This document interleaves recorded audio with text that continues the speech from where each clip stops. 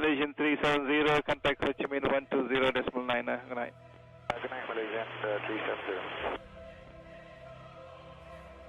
Breaking news tonight, a Malaysia Airlines flight with 239 people on board, including 4 Americans, has gone missing.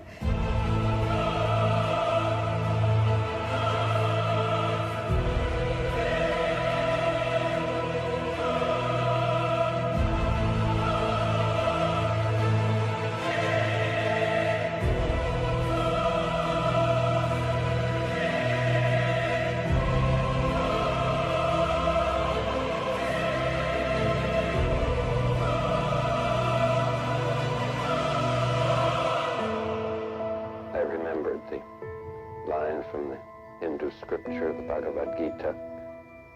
Vishnu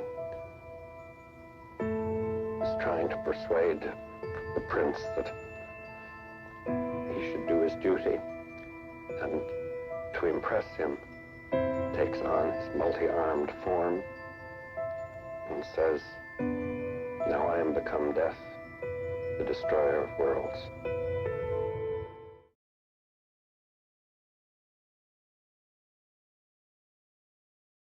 Yo, chat, how's it going? Nice to see you guys today. Glad to have you out here. Appreciate everybody. Yeah, are there Twitter Spaces going on right now?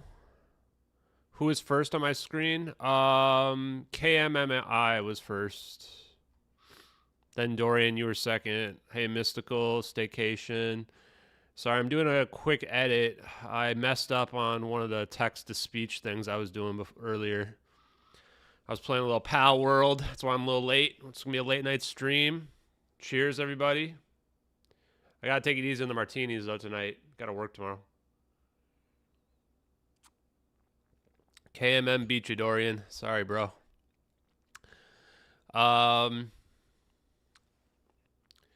If you think black budget projects are going to release this tech, you're delusional. What's the point of that comment? What exactly is the point of that comment? Is it to get us to stop or what? Because that ain't happening. That ain't happening. Anyway.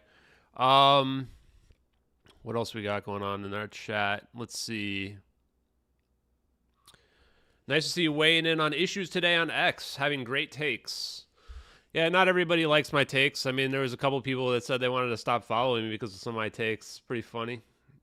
I'm not going to get into too much of the politics side, but James O'Keefe came out with a video that I thought was pretty damning. I mean, he basically just admitted that the administration's been lying about a lot of stuff, which, you know, it's politics. It's not that surprising that they're lying, but...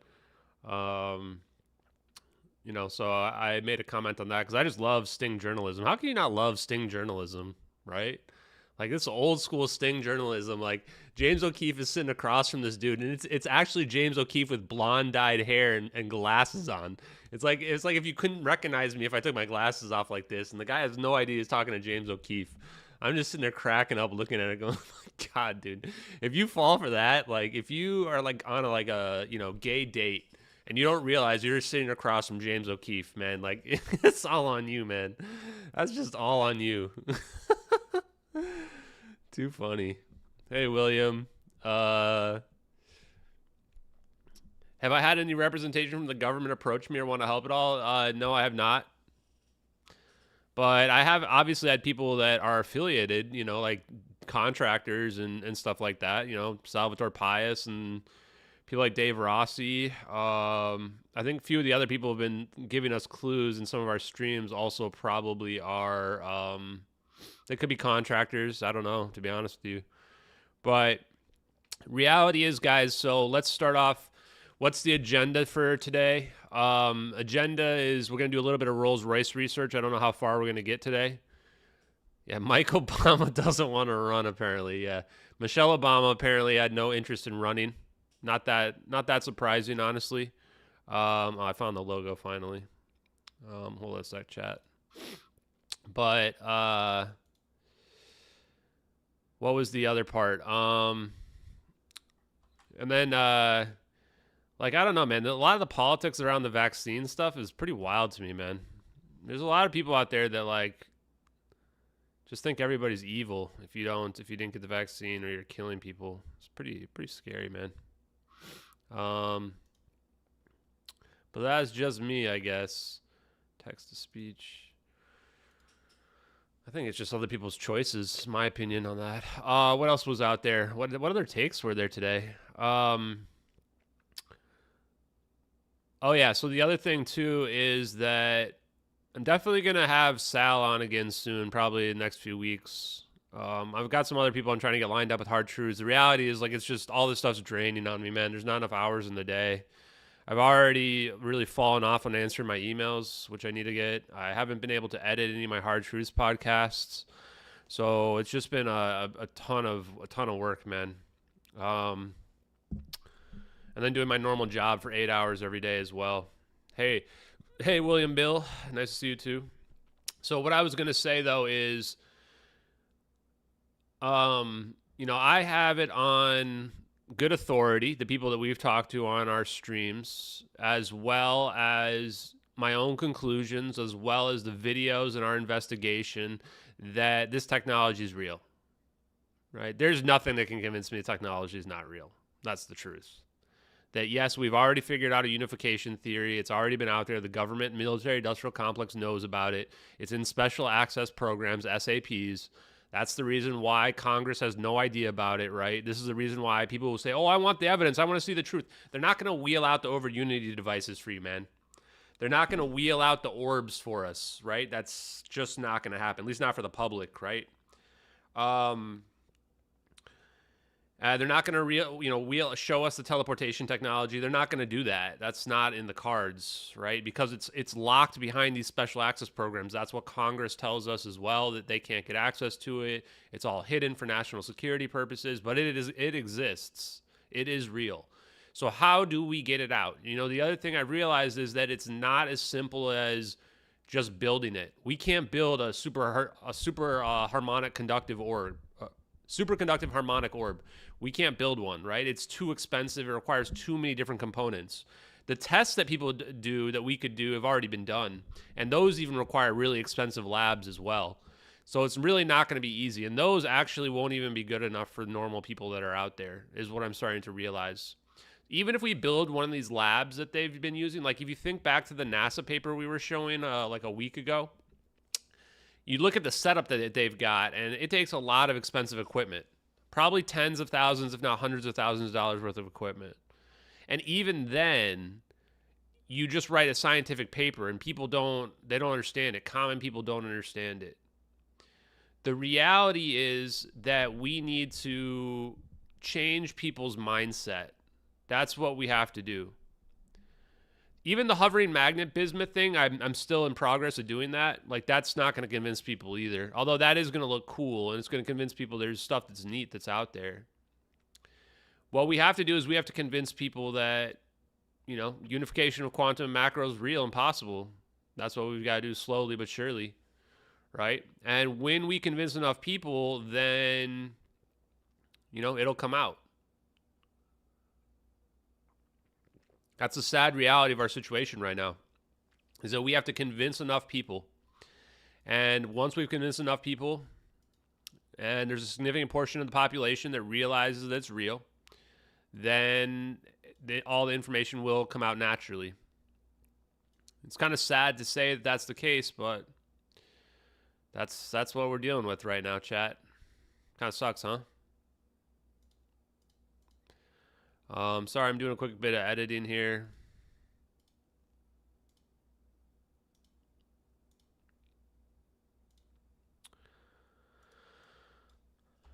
So I don't know exactly what we have to do with that. We just keep fighting at it, Keep fighting at it.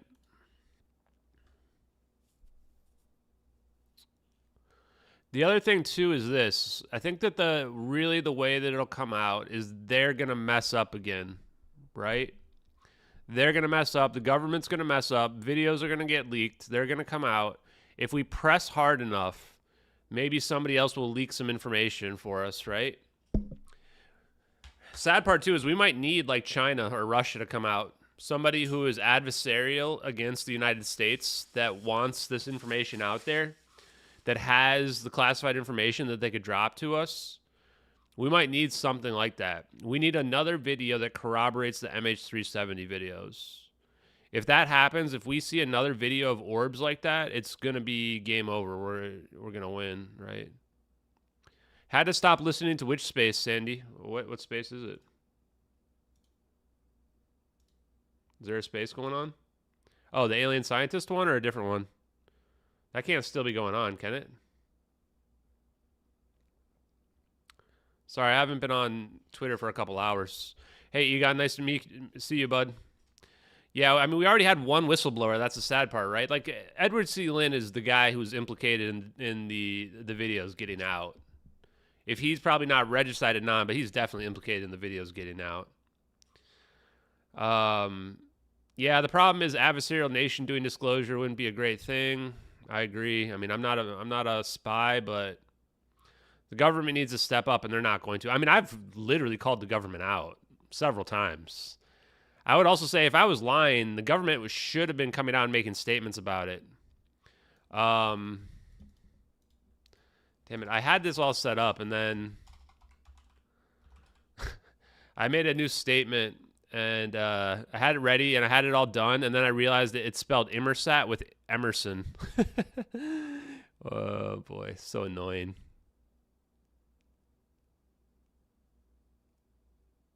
Okay, I'm going to play the video I made for you guys here in a second. We'll see if I have any other misspellings. Have you guys look at it. Trump's not going to disclose it either. He already had one chance to disclose it. Here's the reality of the politics too, guys. Trump's not going to disclose it. He already had one chance, and he didn't do it. And he's taking money from Bigelow. Bigelow's definitely knows about this stuff, right? Robert Bigelow knows about it. He's been giving Trump $20 million. So, man, it's kind of a sucky situation. RFK is not going to disclose it either. That's also the reality too. So if people are wondering, okay, will RFK disclose it? No. Guys, I've been in this game 40 years in politics and learned and watched politics where every single president has said that they'll disclose it. The moment they get in office, they get the call, and it's never going to happen. Once they get the call, it doesn't happen anymore. Because what happens is you think about it this way, right? No, they're telling Trump. Trump knows, guys. People like to think that, like, oh, Trump's not going to ever get to know. Like, no, the presidents know. Obama had to call in that operation. He had to call it in. Obama is implicated in the operation. And Trump probably has done stuff just as sketchy. And once the president finds out, like, they realize the implications, right? Think of the implications that we've been presenting. Doomsday weapons. That's how you get people to shut up. You go, no, we're not going to release this tech because literally if ISIS gets it, they could blow up the whole planet. That's all you have to say to the president. And then, zip, right? Do they want to say something? Yeah, but they can't, right? They can't say anything because reality is no one wants to be responsible for ISIS getting bombs that are going to blow up the whole planet. Hey, Amanda. What space were you guys watching? Maybe we'll check out some of time variances stuff. I'm not really feeling like working too hard on stuff tonight. What spaces are we in? Why do my DMs show up when I go to Twitter? So annoying. Yeah, I mean, I like RFK. I'll probably be voting for RFK or Trump. I'm not really keen on any of my options, to be honest with you.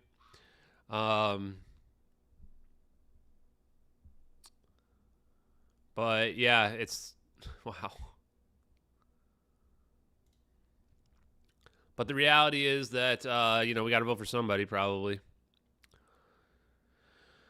Let's see, what's this video here? I was out walking, okay, and so it appears we're gonna debunk this video, guys. We're gonna debunk a video here today. Okay, let's get it going.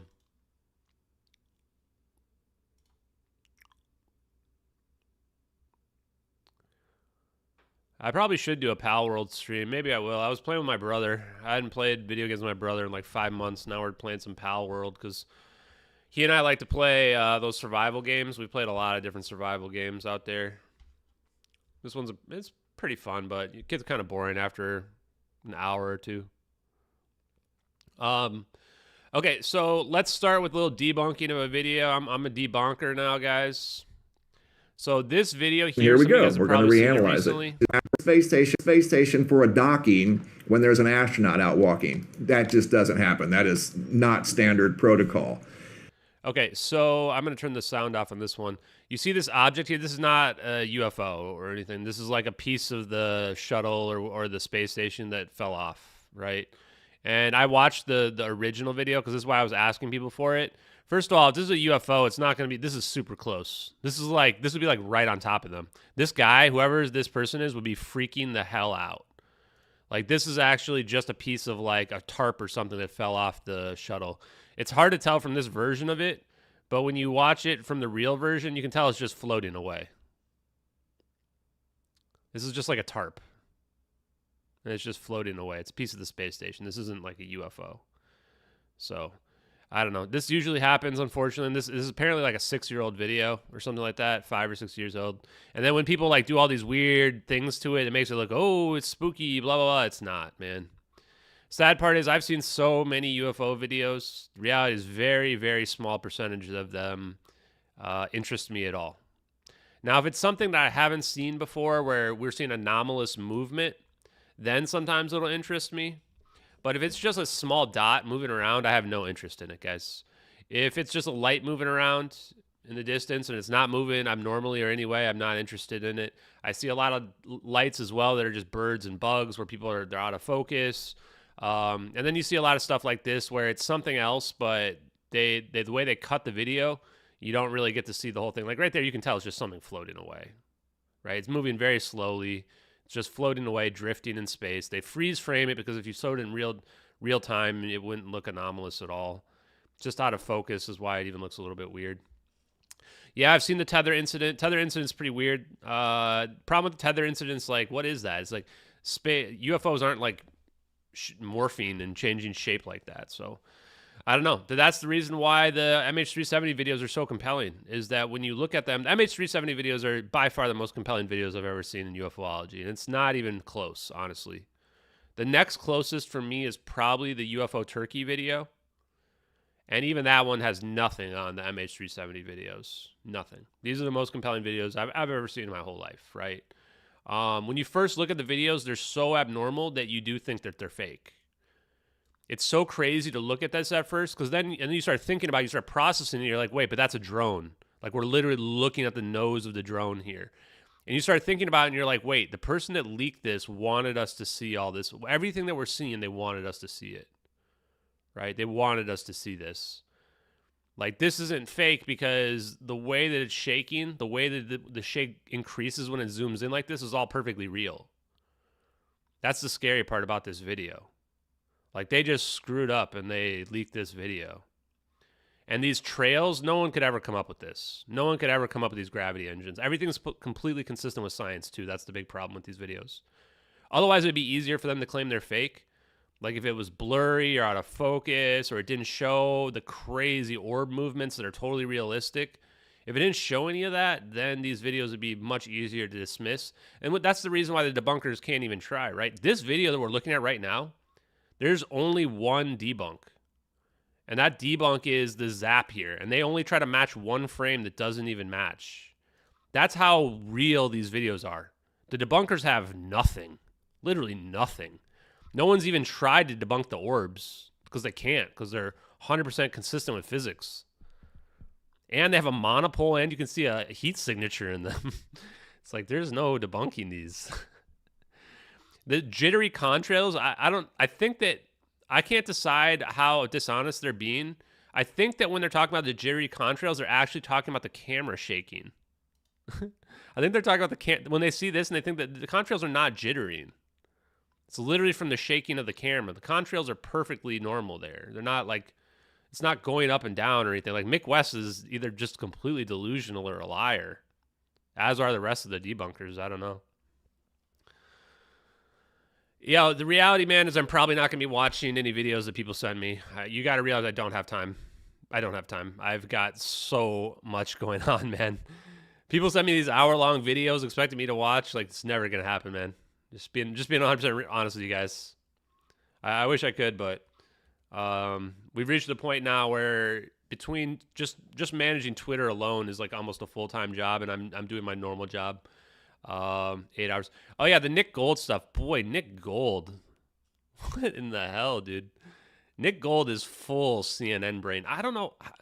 Chat, how is it possible with some of these people? Let me switch back over full screen. Like, the thing I can't figure out, chat, is like, you've got people like Nick Gold who think, I'm pretty sure his opinion are that aliens are visiting us. Like, he came into one of the spaces and he just started immediately gaslighting everybody. He comes in and Chris, who, the funny part is, like, I'm somehow stuck in the middle between the debunkers and what I'm going to call the true believers, right? The people that believe the aliens are visiting us and whatever.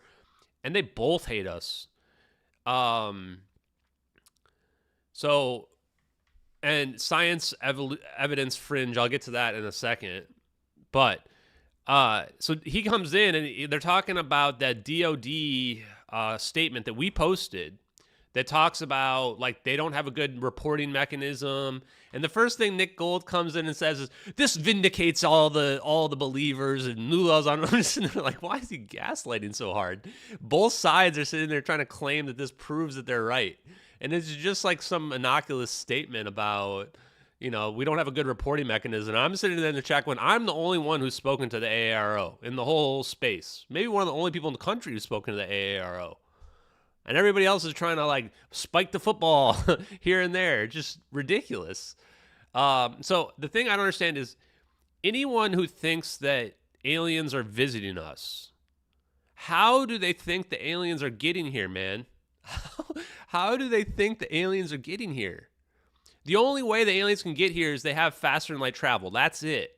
There is no, if you're moving slower than the speed of light, we're talking 20, 30 years minimum to get to us. Minimum.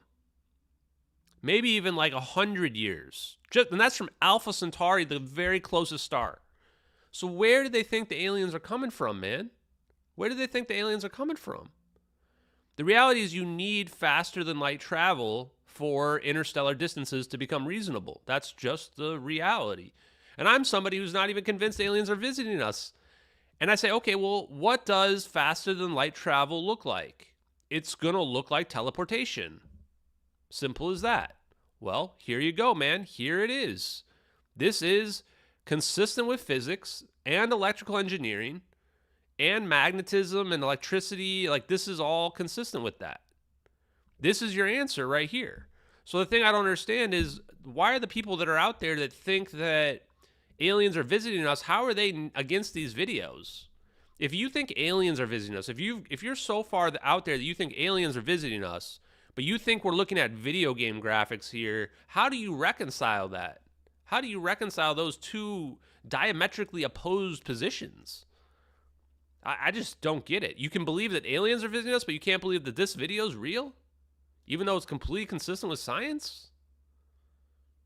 I don't get it, man. Okay, so somebody mentioned the cloud debunk, which is, we've been threatened by Jonas that he's going to sue us for some reason. Well, it's like, okay, first of all, Jonas, you were the one who decided to get involved, man. I literally am on record telling you, you shouldn't go try to make a debunk video because there's a lot of evidence that proves the videos are real. And if you come out and prove a debunk video, that's well above and beyond just claiming I took some pictures. It's one thing to come out and be like, I just took some pictures, here they are, go nuts. It's another to come out and go, oh, yes, I took these pictures. They're proof that your videos are fake and all this stuff's fake. Like that, you're putting yourself out there, man. Jonas, your lawyer has a good luck, man. Really good luck, honestly. Because you got no chance in hell, man. Just going to be honest with you. You put yourself out there.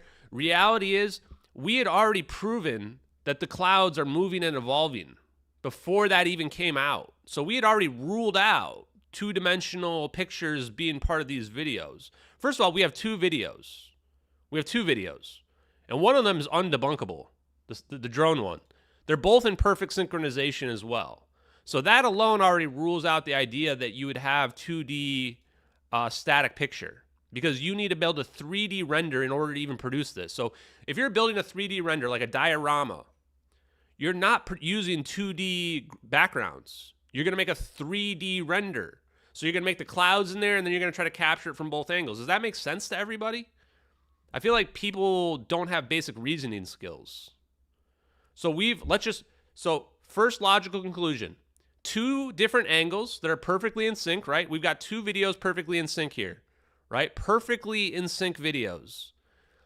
This requires a 3D render. Plus, we've shown that the clouds match up, that you can line the clouds up if you invert the thermal video, that the clouds actually line up. Now, of course, they don't line up perfectly because you've got one coming from the side and one coming from the top. So we don't know exactly where the drone is. It's somewhere over here, but you can see the clouds come into frame like right about, well, now with the plane's not in the picture, but I forget. We've got to pull up the other one where it shows the side by side. Oh, there it is right there. That's the part right there. So this is the only part where you can see the clouds. But you notice the cloud right here comes into play in the exact same time on both videos, right? So the drone is like back here where my mouse is. Oh, wait, you're not even seeing the screen. Okay, I'm an idiot. Sorry. So here's what we've got. We've got 2 side-by-side videos right here, right? Now notice right here, when the plane gets near this cloud, you're going to see the cloud in the second video. Boom, there it is. Same cloud, 2 different videos, right? So we know that we've got our drone right here somewhere.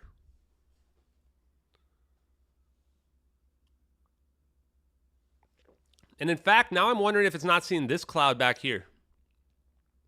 Is it this cloud back here? From the angle?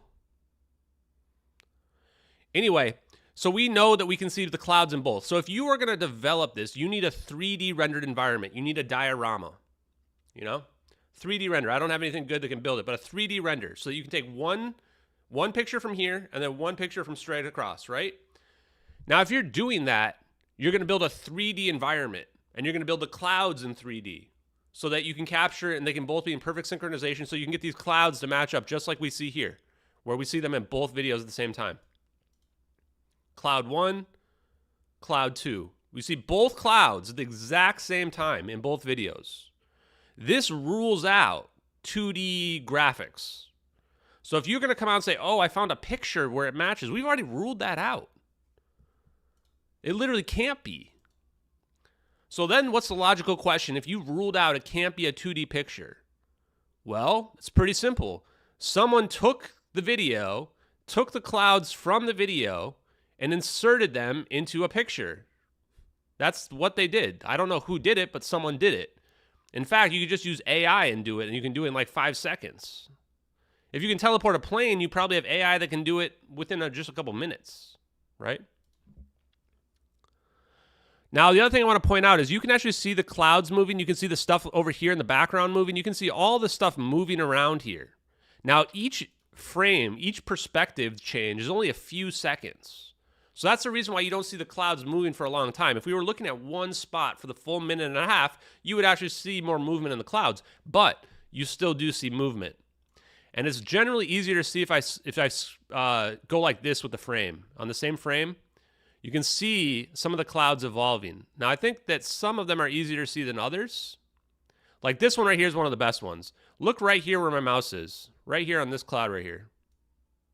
You can see the cloud evolving. That's not compression artifacts. The cloud's literally evolving and changing, right? That's not compression artifacts.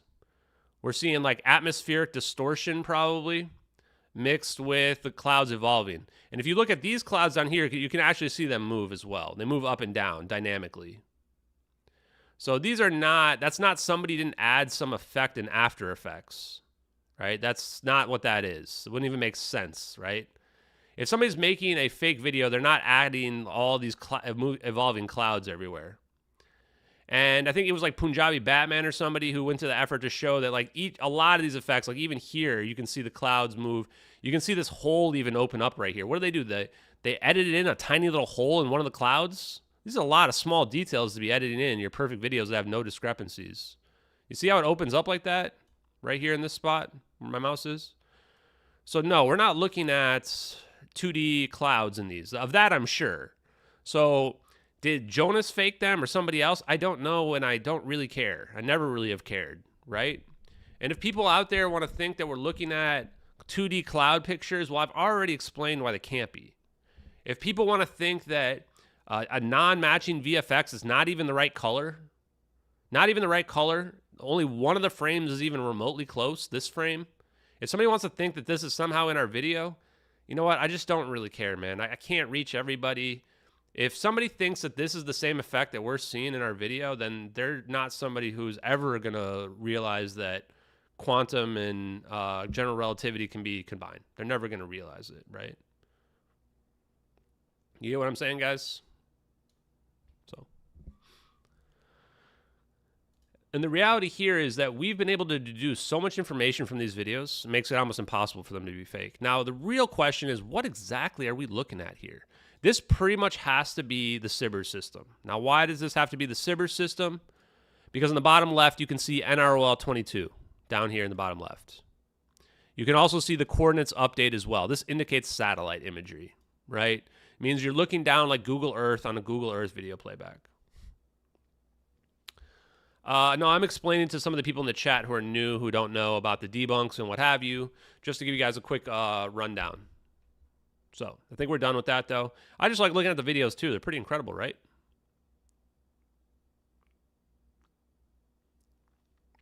I mean, these are just, people are asking, like, because the way we got into this as well is, yeah, even movie visual effects aren't on par with these videos, man. It's crazy. It's just totally crazy. I've never seen anything even remotely as compelling as these videos in my entire life in UFOlogy. Then, granted, the only time I've really been paying attention is the last 6 years, but I'm not joking when I'd say I've seen hundreds, if not thousands of videos. I used to lurk like every day on UFO subreddit, watch the videos that people would post. People send me a lot of stuff as well, but unless it's like this quality, there's not much we can do about it. Look at it this way. Look at it this way, guys. They've, in the debunkers' minds, in a lot of people's minds, these videos have been debunked. How does any other video have any chance? If you are debunking real videos like this, there's nothing that's going to convince the debunkers, period. Right? Nothing. Certainly not lights moving around in the sky. None of that stuff's going to convince people. Like, we need stuff like this. We need stuff that's showing like sinusoidal patterns spinning around an airplane. Right? That's what we need, like that. Because it's clear that this shows a purpose, right? It shows that it's like getting it prepared for superluminal speeds. And in my mind, this is definitely human technology. Some people seem to think that I think this is human technology because it's easier to digest. No, I just think it's human technology because they're literally filming it before the orbs even show up. It's like they either just got super lucky and it happens to be non-human intelligence. And the thing is, we don't need non-human intelligence to explain anything we're seeing here. Like, we know this is not aliens flying around in little orbs. We know there's no aliens in these orbs, right? Nobody thinks that these are little aliens flying around in the orbs. It doesn't even make sense. Like, the pattern is too exact. Everybody agrees that this is some kind of computer program running it. So what do you need aliens for, right? If it's a computer program, we've got computers. We've got quantum computers. What would be the point of them zapping an airplane out of the sky? There's no point for an alien to zap an airplane out of the sky like this. It makes no sense whatsoever.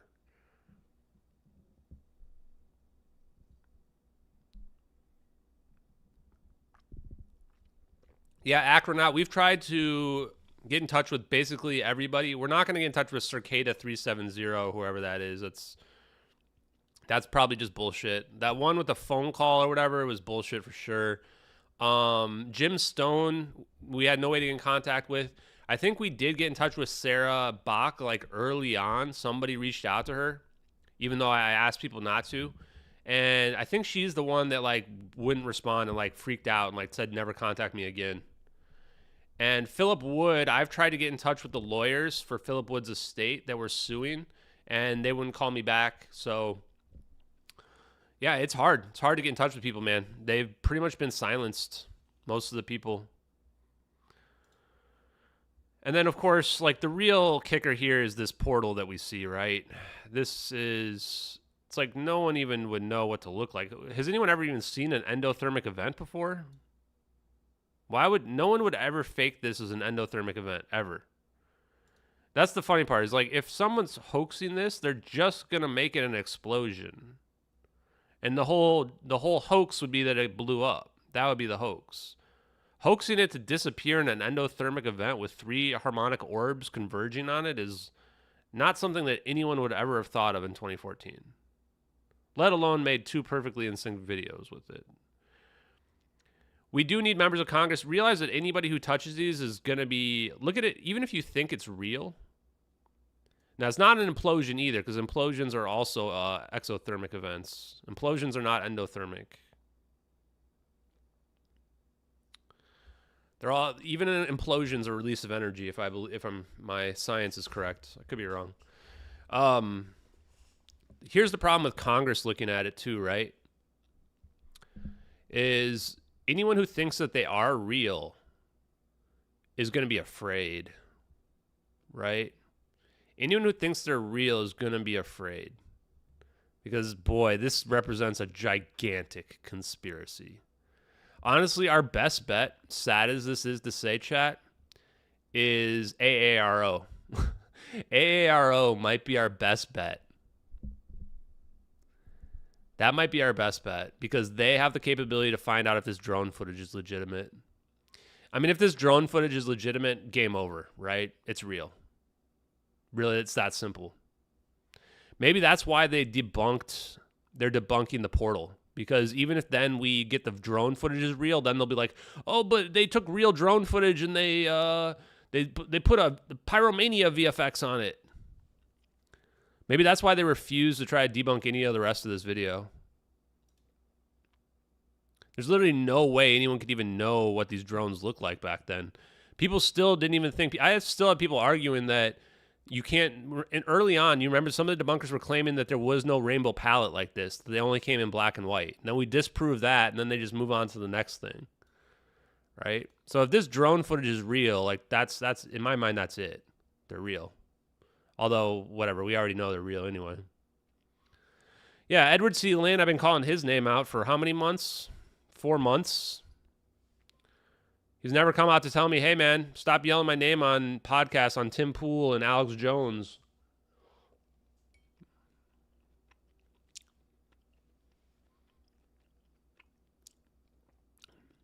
Luke, are you trying to be a troll?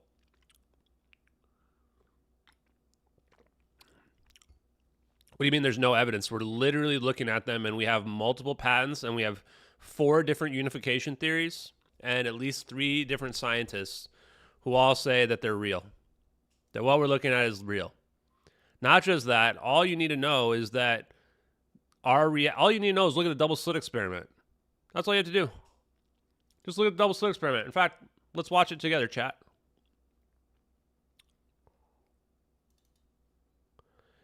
If you don't think portals are real, explain this. Striking the back wall with the most intensity directly in line with the slit. The line of brightness on the back screen shows that intensity. This is similar to the line the marbles make. But when we add the second slit, something different happens. If the top of one wave meets the bottom of another wave, they cancel each other out. So this is called an interference pattern, right? This is called an interference pattern. So this is why you have the canceling out effect. This is why if you have waves, right, then what's happening is we're going to get an interference pattern. Oh, surprising. What happens? We get an interference pattern. And where they cancel, there is nothing. So when we throw things, that is matter, through 2 slits, we get this. 2 bands of... So if we were to shoot matter, right, through this double slits, we should get 2 slits, right? hits. And with waves, we get an interference pattern of many bands. Good so far. Now, let's go quantum. Okay. An electron is a tiny Now, you can't post links in here. You just have to tell me what to search for. tiny bit of matter. Like Yeah, a destructive tiny and marble. constructive interference. Let's fire a stream through one slit. It behaves just like the marble, a single band. So, if we shoot these tiny bits through 2 slits, we should get, like the marbles, 2 bands. What? We don't get 2 bands? So why are we not getting 2 bands if we're shooting individual electrons through, chat? We get a wave pattern, particle wave duality. How can it act as both? Right? What? An interference pattern. We do have videos, Luke. We literally are staring at the MH370 videos, which are videos of portals happening. And yes, scientists can recreate it. Quantum teleportation is real and it's already been proven. We fired electrons. So we know non-locality is real. We know faster than light communication is real. That's an objective fact. It's not an argument. We know that's real. The only thing that you have an issue with for people like Luke is you don't understand how physics works. If you understood how physics works, you would understand we're not breaking the laws of physics whatsoever. The reality is this stuff is going to come out. I'm telling you that as an objective statement here. That's going to come out, right? I just want to help people out that are watching this later on. This science is going to come out. Tiny bits of we matter, are going to find out Luke. about it. And I'm telling you, even the reason why it's being suppressed as well is for national security purposes. And the answer is pretty simple. Ultimate annihilation. The whole planet could be destroyed with this type of technology. We get a pattern like waves, not like little marbles. How? How could pieces of matter create an interference pattern like a wave? It doesn't make sense.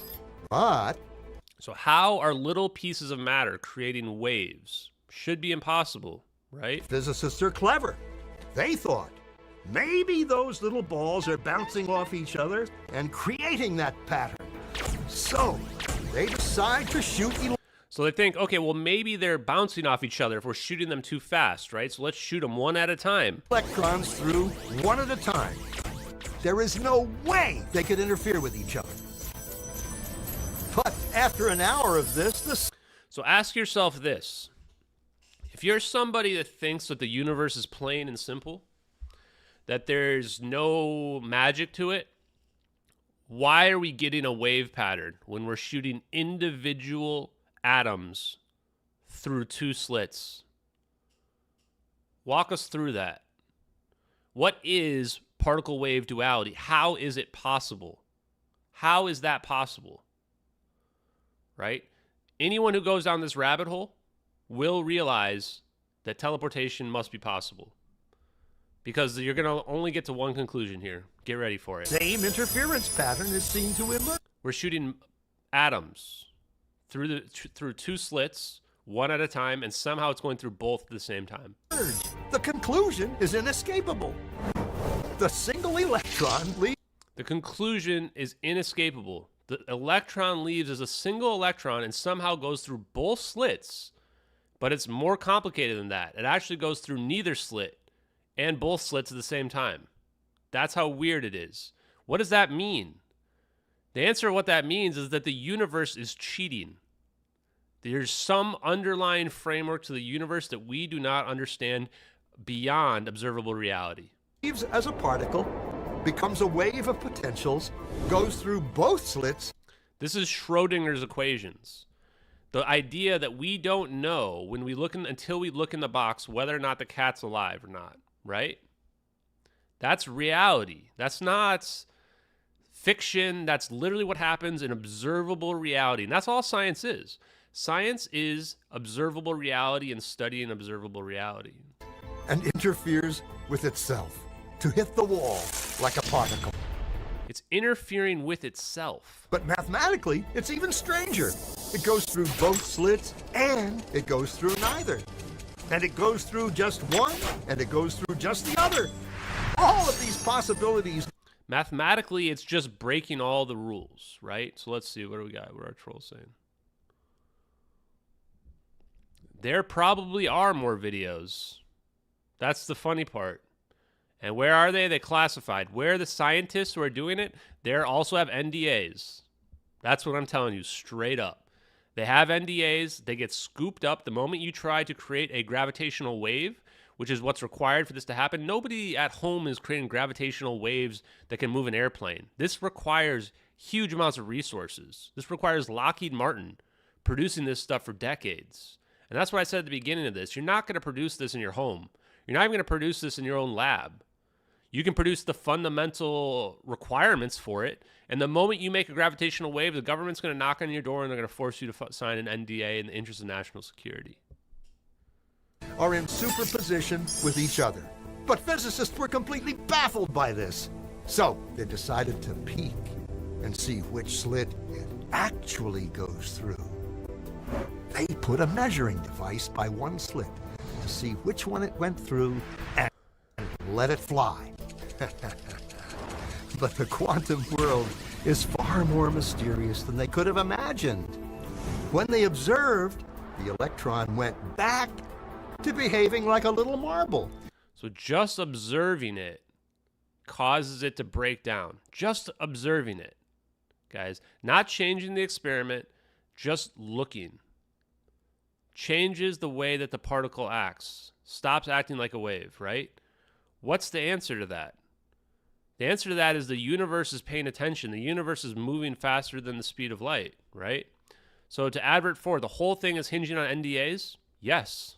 Yes, it is. That's why it's national security, right? Oh, hey, Diamond, what's going on, buddy? It produced a pattern of two bands, not an interference pattern of many. The very act of measuring or observing which slit it went through meant it only went through one, not both. So, what did we learn here? Well, this is how quantum entanglement exists, right? Somehow just observing. In my mind, and I've said this before, what this means is that the universe is somehow aware of itself, right? The universe somehow knows what's going on.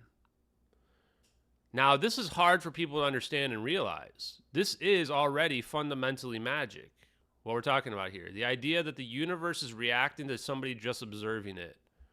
This is where non-locality comes from. This is where quantum entanglement comes from. This is where quantum teleportation comes from. It's real, folks.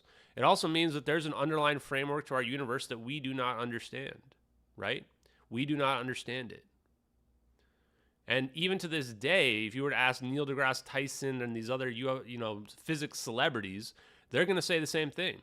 Nobody knows. The reality is there is a simple way to understand it. We live in a matrix. We live in a construct that has an underlying framework that we are not perceiving with this reality because it's projected onto it.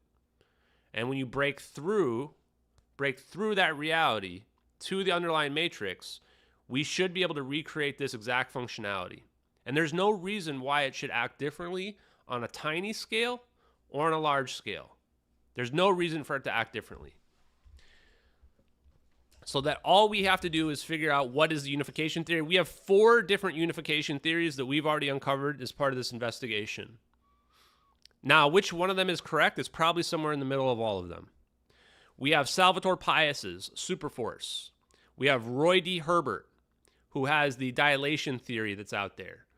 What was the other one? I have to go look at my profile. Oh, ER equals EPR by Susskind and Maldacena, which argue that from a mathematical standpoint, quantum teleportation, quantum physics, quantum mechanics is equivalent to a wormhole, general relativity, special relativity, and that the mathematics lines up, and that they're essentially the same, right? Again, also from a mathematical standpoint, I'm going to use this. Wait, I don't have a napkin somewhere around here, but if you were to take your piece of paper, right, and you just bend it and fold it, that's how you can manipulate gravity. Time, space, and time are the same, so when you manipulate time, you're also manipulating space itself. So, reality is we just need people to wake up to this. And if people wake up to it, then we will get the disclosure that we want. Everybody will get the disclosure they want. People that want aliens to be real, well, guess what? If you can teleport objects and now distance is no longer a factor, now you get aliens. You get some aliens, and you get some aliens, and you get some aliens. Because the reality is, I think life is everywhere. To think that this planet is the only planet in the universe that has life is extremely egotistical. There's definitely life elsewhere in the universe, no doubt whatsoever. And then if you're somebody else who wants UFO and craft or whatever, well, there you go, right? Remember when we think about ancient civilizations having a different tech path than we have? Well, if you want a craft that can somehow manipulate this quantum entanglement at the macroscopic level, there's no reason other civilizations wouldn't have figured it out. It's a fundamental property of the universe. The double slit experiment will be true no matter where you are in the universe. Okay. I think we've got that all good. Everybody gets some alien cheeks. Woo! Eric Weinstein. No, I think that Eric Weinstein, respectfully, I think that the old school physicists are good people. I think that they're behind the curve when it comes to the science. That's hard to say, but that's the reality. I think that a lot of physicists out there are only looking for the papers that confirm their worldview. So little of science is a matter of pushing the boundaries. But that's what happens, right? Science doesn't move forward like inch by inch. It moves forward in leaps and bounds. Even Einstein was considered crazy back in the day. Now we look up to Einstein like a god. And probably we shouldn't, because it closes our minds to what's possible from the physics perspective. Right? Garry Nolan's in a space.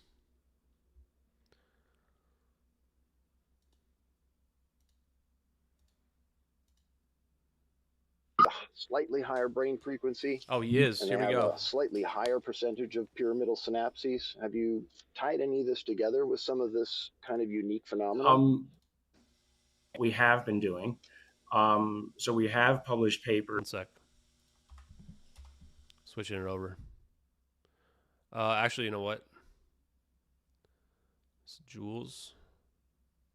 Where, we found this area of the brain at the head of the caudate and putamen that had a neuronal density. Oh, yeah, we're going to have to ask Garry Nolan. I think the classic, the way that we talk about it so that it falls within mainstream science is intuition, right? And let's get on our blue stack so we can is raise our something hand. Which is actually a fair thing to talk about you guys know in what we're going to ask. Psychiatry and psychology, but it also kind of leaps over into other areas where it would also be said to define, coming to a conclusion How do I find the link? with no turn these obvious notifications manner off? of getting there, right? This intuitive leap, people say, right? That you can't connect the dots. What's her name? That you came to the conclusion.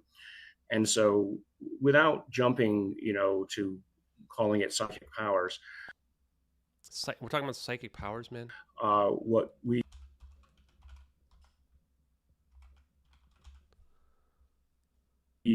did do is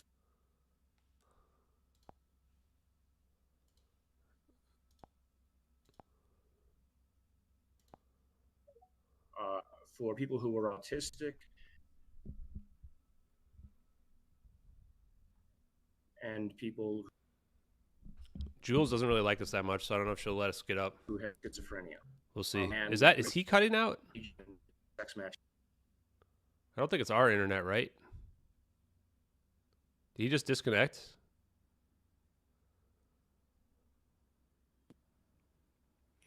I think Gary's just moved away from his Wi-Fi signal a little bit. Oh, there he is. Yeah, we missed about the last 30 seconds of that, Gary. Oh, okay. Yeah, I don't know what happened there. Okay, so what was the last that you heard? A connection with schizophrenia. Okay, so we had collected the brains of the MRIs from people, as well as their psychosocial and intelligence scores. It's a German study and a British study that had collected this Yeah, we're definitely going to request autistics and schizophrenics. And the reason we thoughts on chose Antarctica those is because actually amidst those two Actually, groups let's of let him people with talk. Very high function. I'll answer you guys' right? questions in a minute. I'll write them down. On the way to frank schizophrenia, there's a lot of creativity. And on the way to frank autism, there's a lot of high functioning intellectual ability. And it's only really at the edges of those spectrums do people end up with mental health issues. So we had written an algorithm which allowed us to look at these MRIs, and it would automatically find all of the brain regions. It would give us the surface volumes, the surface areas of these various regions, automatically then determine the volumes. If you have any other questions, let me know. I find and some of this also psychic stuff kind of could, boring. With the right MRI readings, we could also trace the neural paths between these regions. And so the first thing that came out of that, and then of course we threw in to that whole data set the prior MRIs that Kit had done by hand in a double-blinded manner with another neurophysiologist. And the first thing that came out of it, which was of great relief, was that all of the numbers that Kit had come up with previously were a lot of people we don't like in here. So there was absolutely nothing biased in the way that he had collected the data. And it also gave us the ability to say, man, I hope that everybody doesn't ask about the psychic stuff, that we man. had Can we just get to some originally science? quoted about that people with this Can't do all the psychic high stuff and the density astral projections on and order of the 1 in 100 to 1 in 200 was remote accurate. viewing stuff, man. So we had validated it in a second clinical cohort. In fact, 2 clinical cohorts. So that's Not that I'm better than against it. most It's just published it doesn't papers, get us anywhere. have. So that was great. But all of the people with this were also at the higher. I've never been in space with him, so I want to judge him. I mean, not really judge him, but judge him by what he says here. Luckily now in the literature, there's probably about 20 or 30 papers that have come out showing the importance of the caudate in intellect and reasoning ability.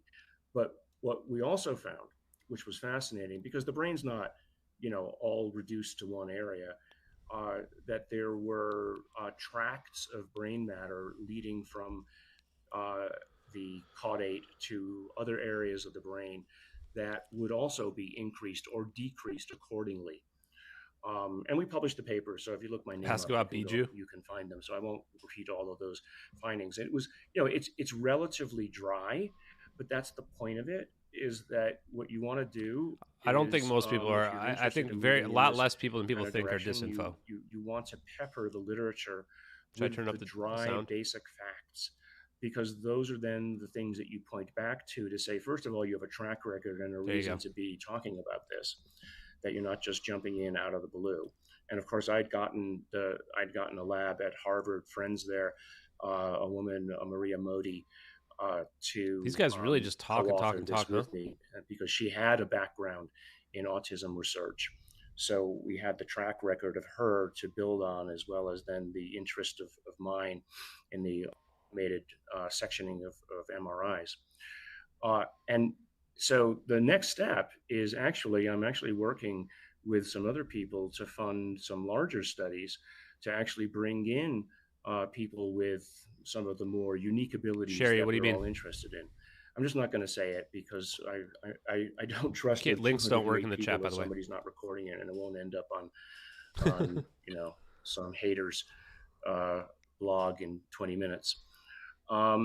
So What are they we're scared going to of do being the study recorded? properly, and we're probably going to do it. We're going to do it under appropriate IRB configurations, but the idea is to see what areas of the brain Chris is hating on might him. I already be saw the message related from the to this, chat. especially with people of not just high function, but intended ability, where they can, as you were saying before about these individuals with who like I think the best of people, guys. I think that most people aren't they're- intentional disinfo. I think that they're it's more expert complicated than that. meditators. Everybody where if has we their could get own them belief to on what's just go and into and whatever right. state that they believe they Think of have it like that. the ability to affect Rarely things, do people can are we just straight up see lying. changes in their brains. They do sometimes, but rarely. Whether it's wave functions or other things that matter.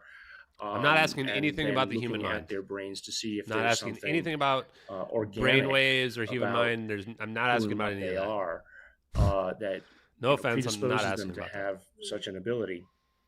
I mean, just today, literally, there was a paper published on ADHD with like 200 MRIs showing that, in fact, it looks like having Those are the kinds of questions you ADHD want if you just want changes your validation. You brain just want to feel structure. good. If you know that you have psychic powers, you don't need somebody to tell you. So there's I think that there is perhaps some. Oh, I think the human mind is a singularity for sure. That with the right meditative I think that a lot of techniques, you could people just slightly want to be change special. your brain structure Is what I to think, make right? it better, And they convince themselves they're to be special able in to whatever do way they want. such things. I think the just reality is look at everybody's language special. as an example.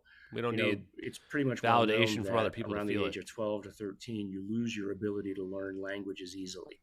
But prior to that, your brain is more flexible. So, but once you've learned a few languages prior to that age, you're more able to learn more languages. So, you know, the open question is, did you change your brain because you learned a language? If you expand the definition of when what a people language lie, is generally it's to because other modes of they get told interaction, misinformation that they believe is right? true. Could People it may think be that about us, but nobody's told there us are the other information we ways to found change your ourselves. brain when you're young to enable more higher level functions when you're older? Can I ask And something? so anyway, that's I where we're think going. Keemstar's saying the same thing. Have you ever noticed any correlation between people that have these areas of the brain there's my DMs you refer to being more active and experiencing? Have you ever come across like a number of people that have been through early childhood trauma? I'm friends with a lady that I've mentioned to you before, Shaikeen, all these messages. who has done a lot of advocacy over here in the UK and changed the law for child protection over a number of years after going through early childhood trauma herself.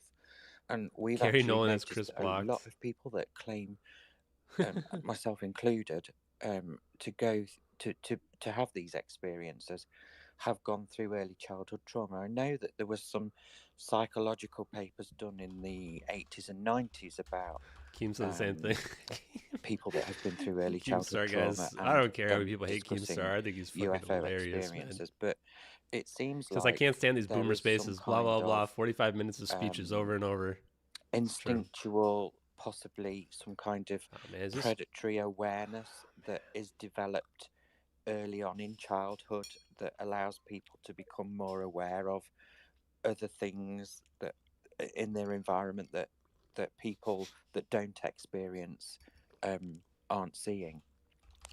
I mean, I think it's an important area. It's not something that I'm probably going to get into, not because it's uninteresting or unimportant. It's just so, I could just imagine the number of complications of how you would design a trial around something like that. I mean, we're going to, you know, all of what we're doing has got to be voluntary. And the more, and I know this from working with Kit, the more psychosocial complications you guys, it's not a bring matter of into the I just don't care about the psychic powers. the more like you I have don't to really care about the control for it, aliens. in ways I'm happy that if it's real expand your again, patient but population you're not gonna beyond get the limits answers you of need your with a monetary space Garry Nolan. resources. So it's too abstract focusing on concepts. something simple at the beginning is There's really, too many people lying where about we're their special going to powers and be stuff, going. right? It's just like, You know, one of the things that we are like the people that say they're interested in, I do talking to know their a guy dead who's parents, doing right? transcranial Sure, maybe someone has stimulation that power, but there for with every real one, sound. there's like 10 people lying about it, right? You know, we have, you know, ideas on paper to eventually move in that And direction. there's no way you can prove it. It's just with some an of esoteric concept, right? higher end. What I want to know people about with is, abilities, does Garry Nolan if think they that can objects be, can move faster than the modulated. speed of light? I think there was a paper that came out. I want him to ask. I exactly want this him just to ask recently. us, Maybe it or was to recently or 2 years ago, to talk where, about how do they aliens used get here? transcranial stimulation in an area of the frontal How do lobe, these UAP crafts that he thinks and that we're that finding? How do they seemed get here? to Right? enhance their ability to. That's what I want to know about. A random number generator. And they had a reason for the area that they focused on. It was a fascinating paper. Keemstar Is saying that in our in chat. conjunction with What's the best way to global increase my consciousness project? anti-gravity powers and invisibility perks? I don't think it is directly, but it might be. I didn't recognize Garry the names Nolan of the authors, and I'm not conversant in all. Oh no, it's those, Avi Loeb is the one who's a those Muramura. Who was next? I'm sorry, I wasn't keeping track. I think Avi, John, then me.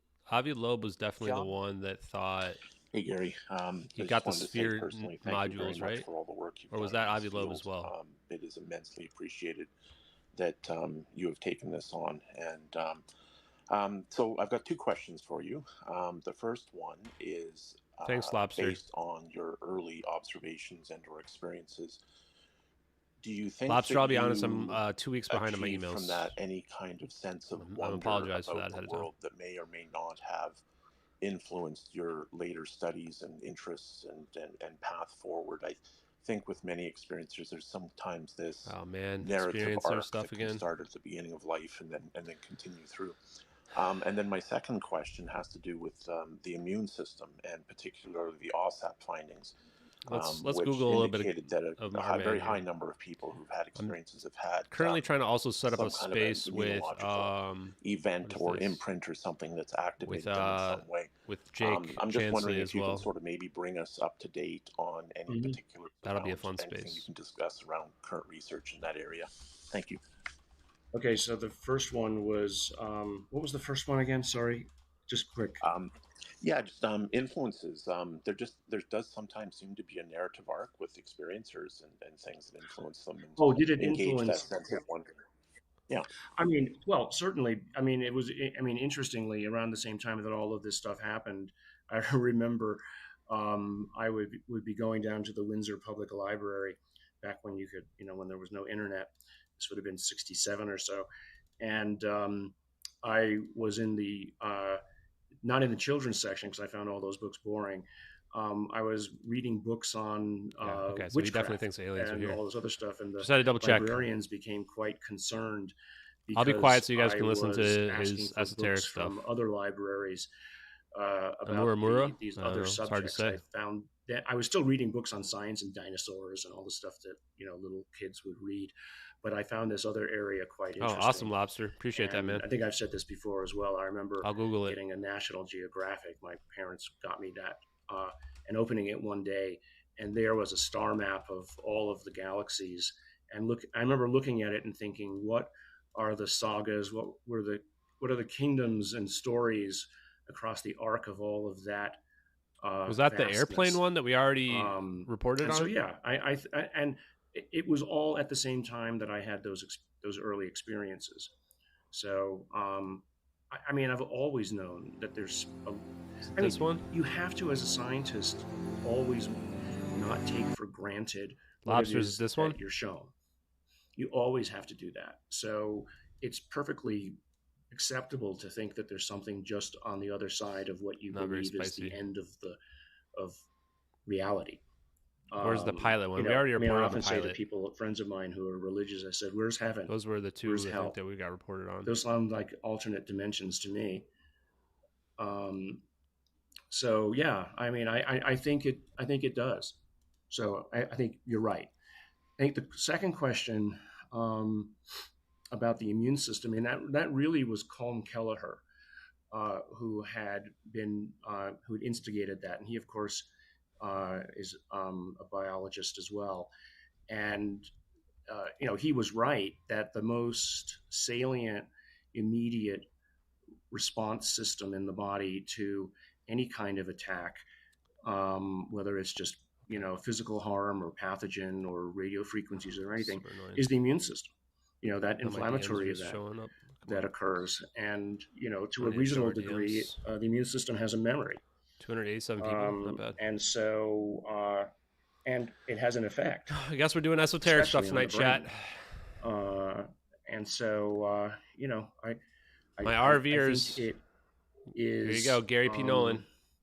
Perhaps a telltale sign that something happened. What its long-term consequences are, I really couldn't say. When I first got brought into the group with, Kit and Colm and Jacques and, all the people that we all know well, the elders.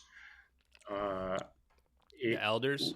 The first thing that they wanted me to do was to collect the blood from these many of these people who were, let's call them acute experiencers, who had acute events and acute interactions that had harmed. Apparently, it's Woo Wednesday, folks.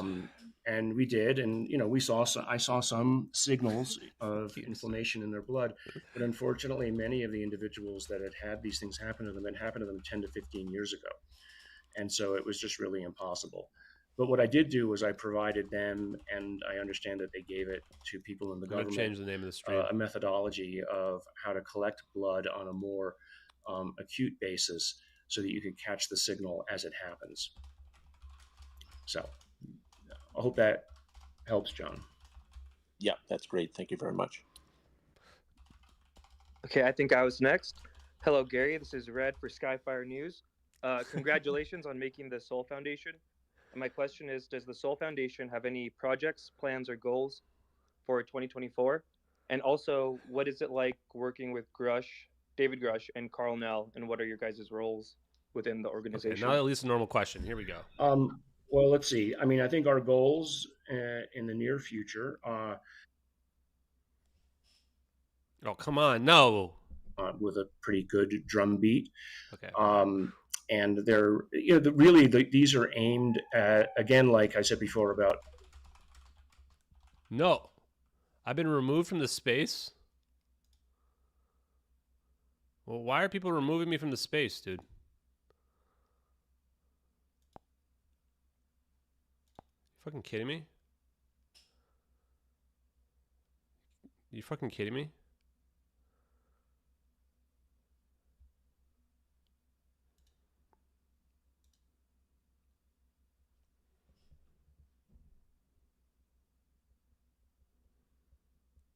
What was her name? What was her name?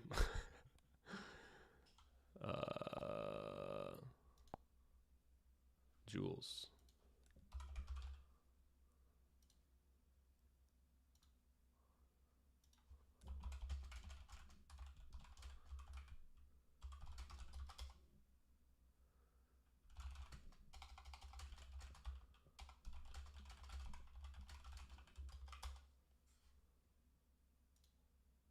Yeah, I guess we'll just listen anonymously.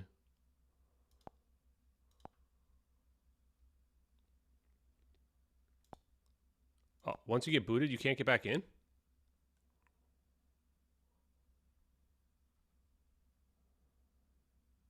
Is that serious?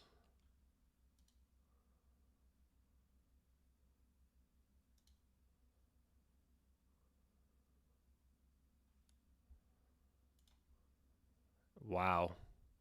I don't have an alt account. Well, I guess we're not listening. Incredible. Wow. What was that person's name? Yeah.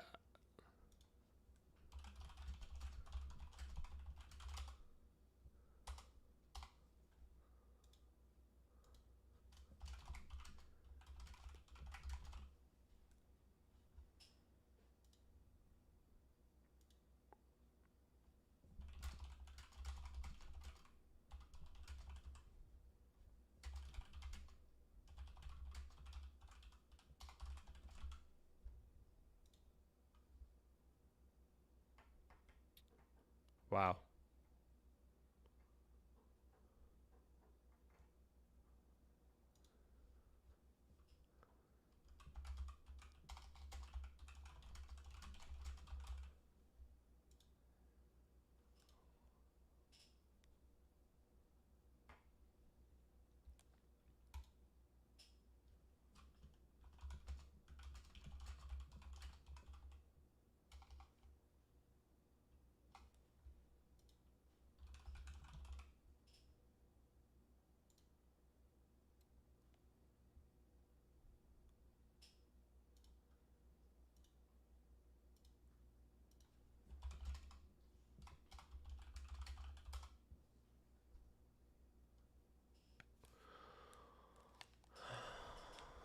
Yeah, man, I already reported Lobster on it. Go check my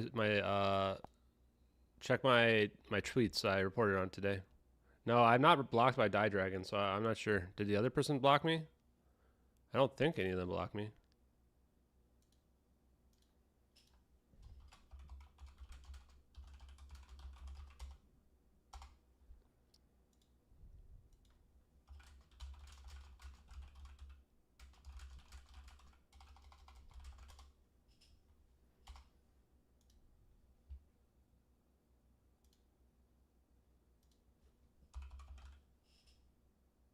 What was that J-Just person's name?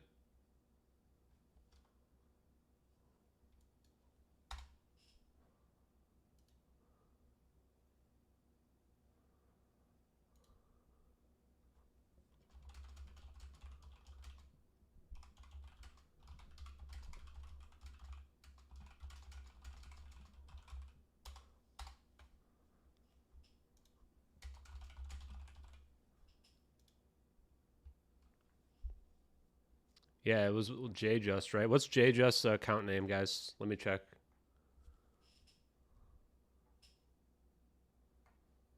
Guys, what was JJust's account name? Can somebody who's in the stream, in the space, tell me?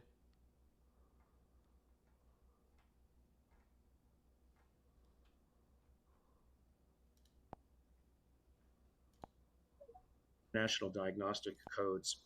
And you do that because you're binning their symptoms into certain categories. Which of these and douchebags it was around booted me? 2015 or so that he had coined the term interference syndrome. And so I remember this one PowerPoint that he'd given. And by the way, if you ever have Kit start a PowerPoint, prepare to have about 2 hours, because that's how long he'll go over. Everyone of these douchebags booted me is getting blocked. And it was at that time that Jock and Kit and I were all looking at the screen of this MRI, and we recognized in a couple of the MRIs that there was this common feature. And first we thought it was damage. We thought, aha, we found the common damage. And it turned out that that was the caudate putamen neural density. So that's how I came to know Kit. And if you know Kit, the funny thing about him is, he'll be absolutely sure of what it is that he's stating today. And then tomorrow, he'll be absolutely sure about the absolute opposite of what he just said. But, he went out of his way. He would fly all over the country to help these yeah, I checked the Die Dragon person. It wasn't them. And as it turned out, probably about 90% of those people were Havana syndrome patients. So we actually saw the Havana, we worked, it was a woman, was how literally the CIA was trying to downplay it. Isn't this a common story? And how angry she was that they were ignoring the data to downplay it, because they didn't want anybody to know that, again, we didn't have control over some adversary. There's a million people with their hands up, so it's going to be a minute. I might go get some water while we wait here. It's really remarkable how it still is. Yeah, Lobster, I already reported on it, buddy. I already reported on it. So, but that was basically. I already reported on it, Lobster. Who got all of that? Go look at my all that. Skyfire News was already on top of it, and I retweeted it. What was the second question? Basically, it's the really metamaterials that you guys have been studying in the I like the ones where there's multiple years. pilots. So yeah, first, I think people need to go look on Wiki as to what a metamaterial is, and we shouldn't use the term incorrectly. A metamaterial is really at least as defined. Sorry, I just want to listen to him. Materials research, a repeating structure that can be used to guide or alter electromagnetic waves of any type. It could also be sound, etc. So light mostly.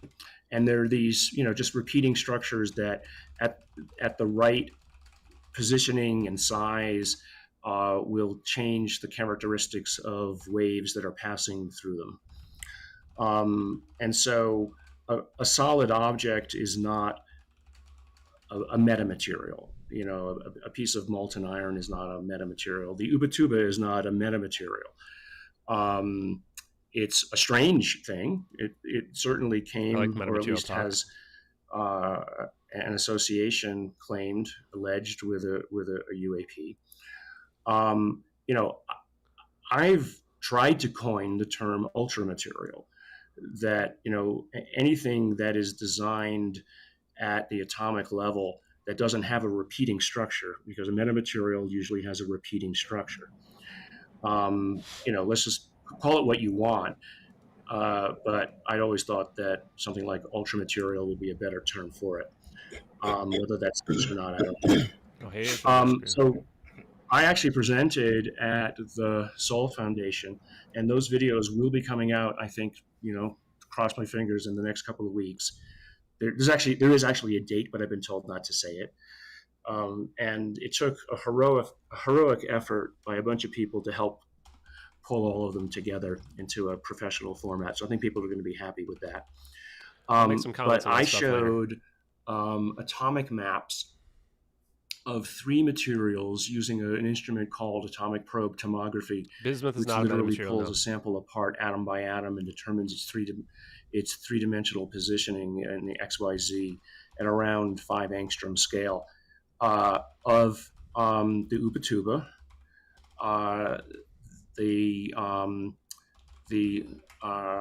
So you making up words? Sirocco material that Jacques had collected that has a long history.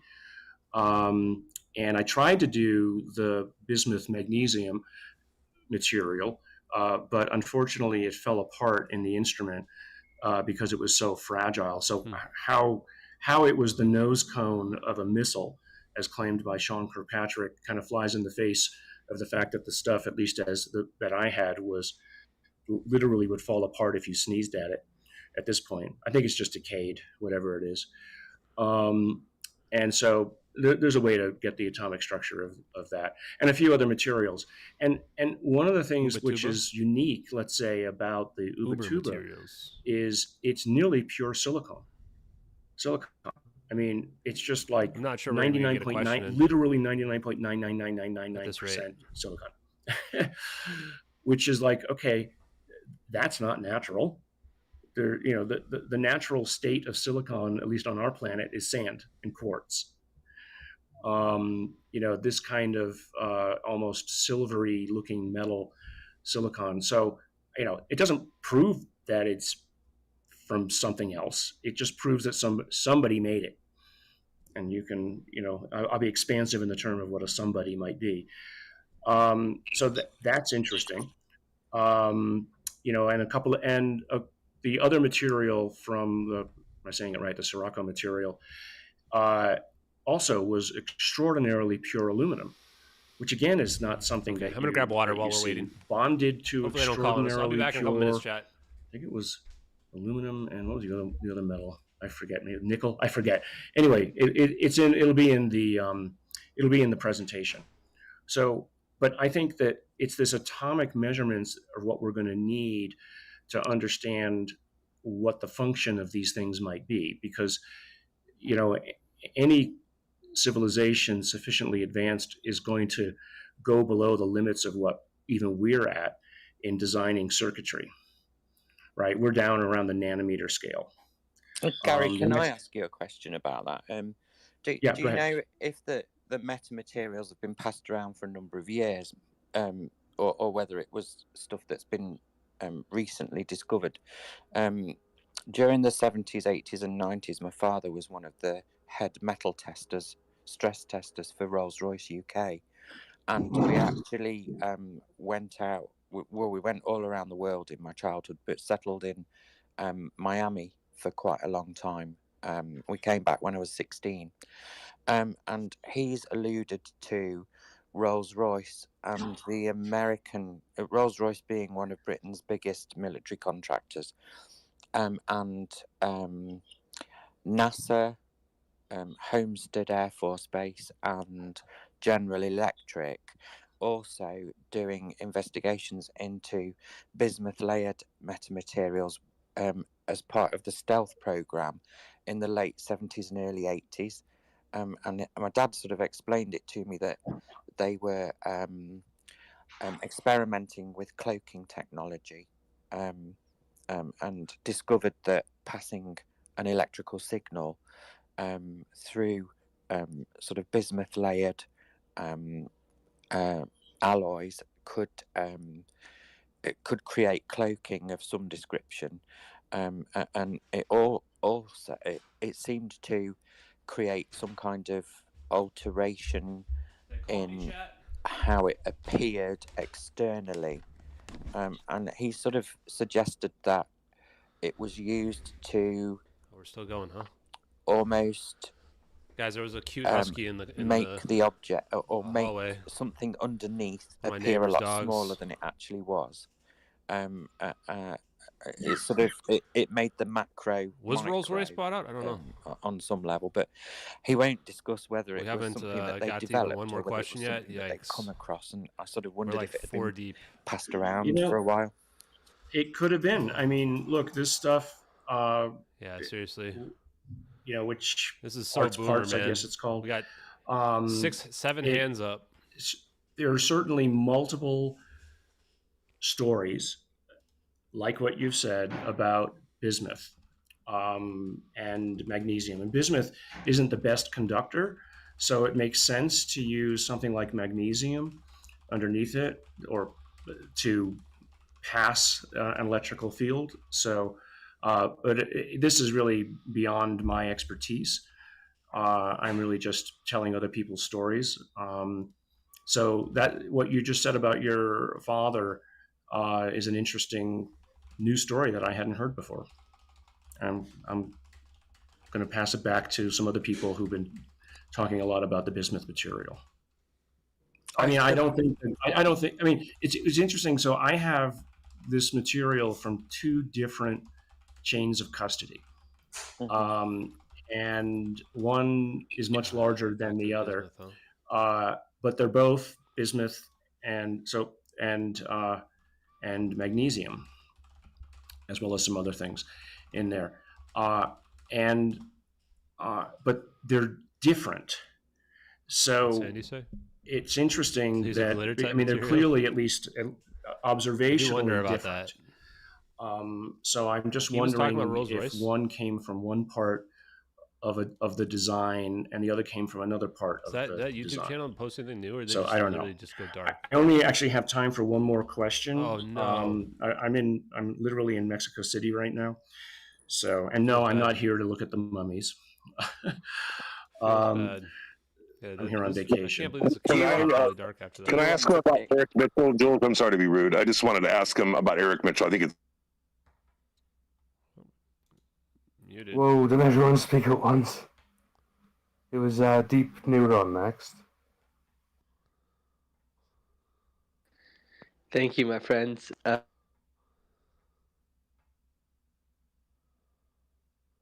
This is awkward. Hey, thanks, Di. I appreciate it. Gary, it won't take too long. Yeah, definitely want you to get back to Mexico. I think you deserve a vacation. I wanted to switch topics from metamaterials definitions and so on to quick question about the proteins and if anything has been studied about if there's anything different about the proteins that are involved in the, let's say, signals transmission or the neuronal connectivity and growth of these, let's call them experiencers or folks who had these sort of like particular anomalies in their caudate pyramid. Has there been any studies around the proteins? Well, first of all, I would need somebody's brain for that. So, I could donate mine if it's for science. No, I'm just kidding. So, but a couple of my students, though, we've recently solved a really difficult problem in histology of brain material, which has a high what's called autofluorescence. It's actually the fatty material causes when you're looking under the microscope. If you hit it with various laser light, the whole tissue just glows across the spectrum. So it's hard to use fluorescent dyes it's just so boomery, to read them. And so my lab is known for having developed this instrument called Codex and MIBI. But the Codex, the long and the short of it is we've come up with ways it's to, cool to have people like this jumping look into at the space, brain tissue using this deep questions. spectroscopic analysis approach. Now, my students, fortunately or unfortunately, are looking. I mean, I don't direct everything they do, and they just decided to go look at the hippocampus of the brain. And I'm like, well, do we still have the rest of the thing? I'd like us to start focusing on the caudate putamen, and that would allow me to answer exactly what you're, or at least begin to investigate exactly what you're asking. There's another kind of instrument actually made by a company called Bruker. It's a kind of mass spectrometer that doesn't require antibodies. And do you want to know who's the CEO of Bruker? Is that Frank Lokian, one of the backers of Project Galileo? Exactly. He's one of the co-founders of. So, and he's actually, he and I knew each other before I found out that he was interested in this whole area. So people are you know, terrible.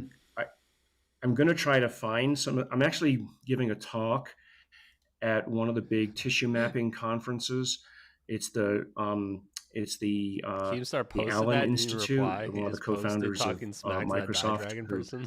who died a couple of years ago from cancer.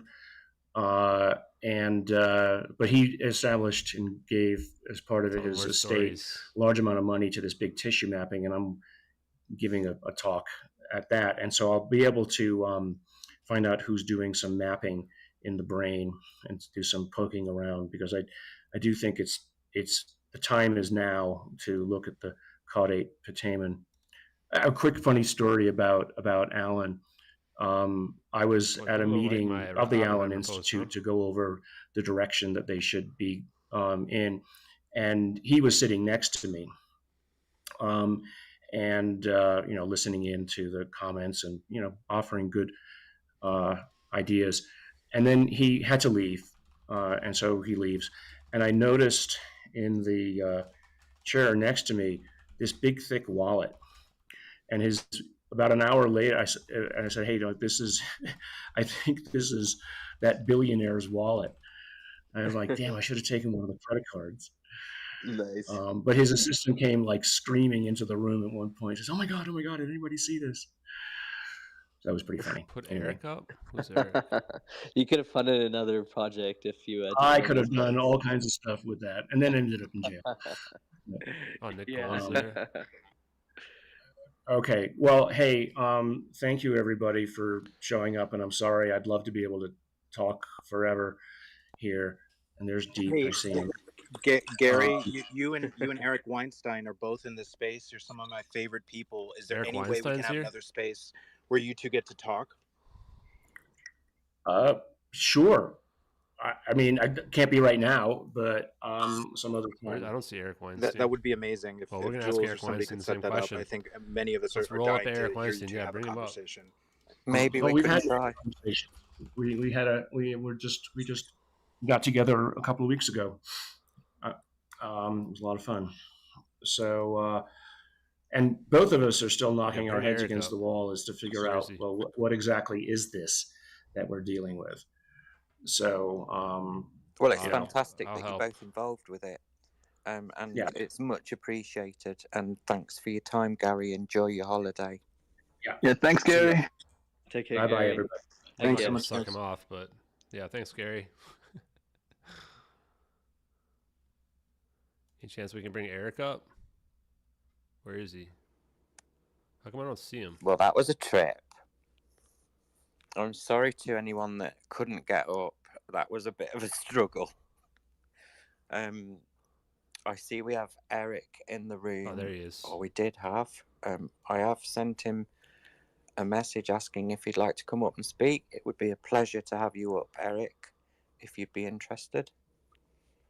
If not, I completely understand. We're just going to throw a question to Eric. I wasn't expecting that. We were just having a little group of us having a chat about different things. And Garry Nolan just shows up. I'd sent Gary a message asking if he'd be interested. I knew he was on holiday and didn't want to disturb him, but that was really very kind of him to spare us the time. I don't think we're big enough profile for some of these people at the moment. Thank you to you all for coming in. Plus, a lot of people hate us. I apologise profusely for anyone that a lot of UAP couldn't get up. Obviously, it's a bit of a struggle when all of a sudden you have a load of people come in the room. Not everybody gets a fair crack at it. But hopefully, there's a possibility that I could perhaps organise something again. And, you know, perhaps you'll all come along next time. Eric's still there. Is she closing on the space? Anyone still want to ask any questions or contribute to the room or chat about stuff? I think it was Ashton, then Ralph. Yeah. Also, everyone follows Skyfire News to stay up to date on UFO news. Woo. We're just gonna ask him. Eric's in the chat, so we'll go ahead. Ashton, jump up. I'm really sorry that it's okay.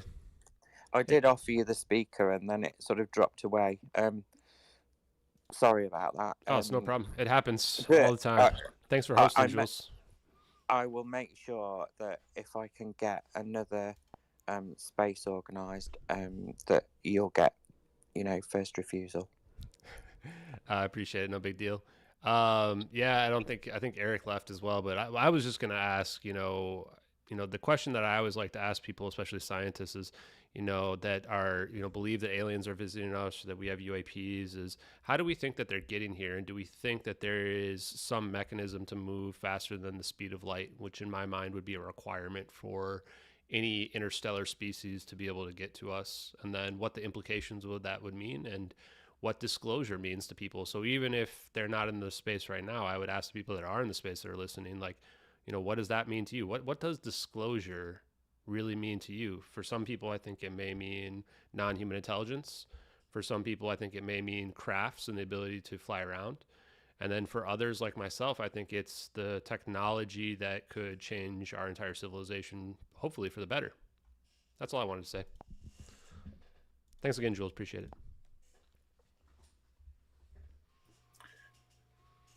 How do you raise your hand in this space? If you're on desktop, you might not be able to. Oh, that's what. Ask about So would Ripple anyone Moon. like to respond to Ashton? I would if I have the availability. Are we going in order or not? How about Ralph and then Artisan Tony? Thank you. Jules, thank you very much. That was quite awesome that you're able to put that out there. My question would have been, had I got a chance, which I understand, and I apologize for interrupting there for a moment, is in Eric Mitchell's case. Eric Mitchell happens to be, if not my best friend, one of my best friends. I've known him for many years. I know his case extensively. And one of the things that Eric talks about is obviously in his initial experience, it was dramatic, and there was what Gary referred to as injury.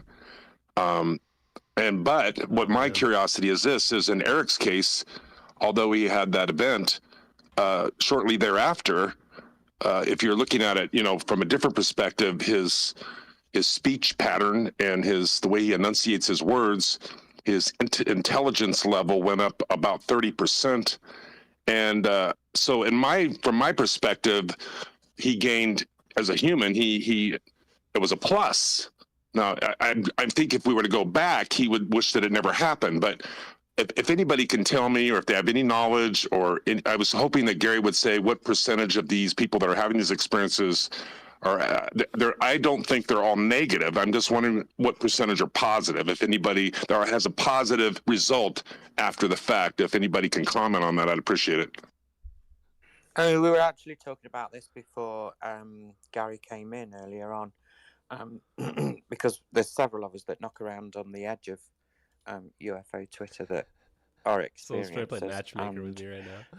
We were actually talking about early I childhood have to trauma. react Shai Keenan was talking about it the other day. She's done a lot for child advocacy, and she's noticed that a lot of people that have been through early childhood trauma or trauma as a rule are more open to experiencing than ordinary people, and there is almost in the people that we've talked to, and I've got no basis of information, no research into this. It's almost 50-50. Some people take something positive away, some people take something negative away, and who was it that I was talking to earlier?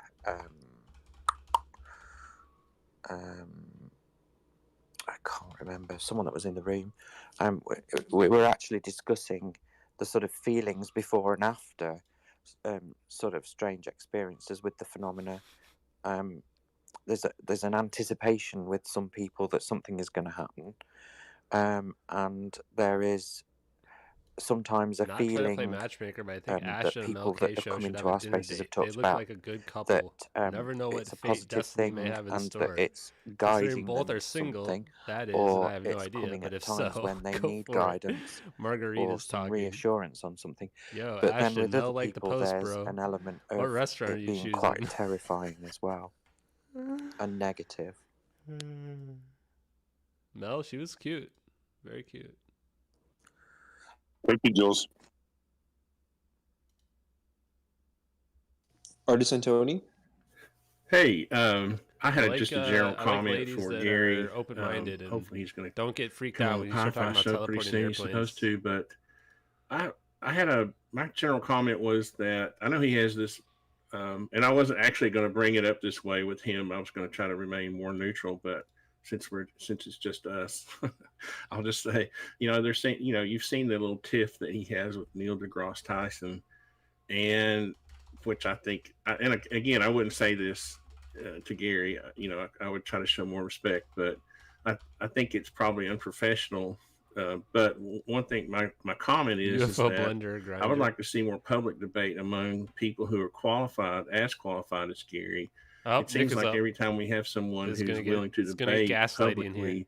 publicly, they're attacked by the the different Okay, guys, tribes what or whatever. should we ask these people? And one thing I miss is, I'm probably the oldest one here. I mean, I'm 61. I don't know if anybody here is older than that. Back in my it's day, getting late. I'm gonna have debate to was stop a soon. gentleman's game. We would sit around the campfire and we would have debates. No, I think people will have and experience you with would telling win the truth, just by your argument. You wouldn't win Kimberly, by I'll address force, that in a second as well. It was It's a a good gentleman's question. game. I would like to go back to that point where, especially where we could have more scientists involved. I think they would probably be more likely to be involved if the community wasn't such a big riff all the time. Honestly, But UAP community does anyway, need a I'm dating glad I had a chance site. to ask that here, because when he does come on the show, A lot of people I find are single in this a better community. formed question Yeah, for him, some and also matchmakers asked that I happening. don't think they have to travel Maybe like faster than this. speed a lot to get here. So I want to get Ashton on the show too. Well, hit me up anytime, Tony. Thanks. He rocks. I'm following you. We can What's- DM later. What's that, Ashton? I said I'm following you, so we can DM later.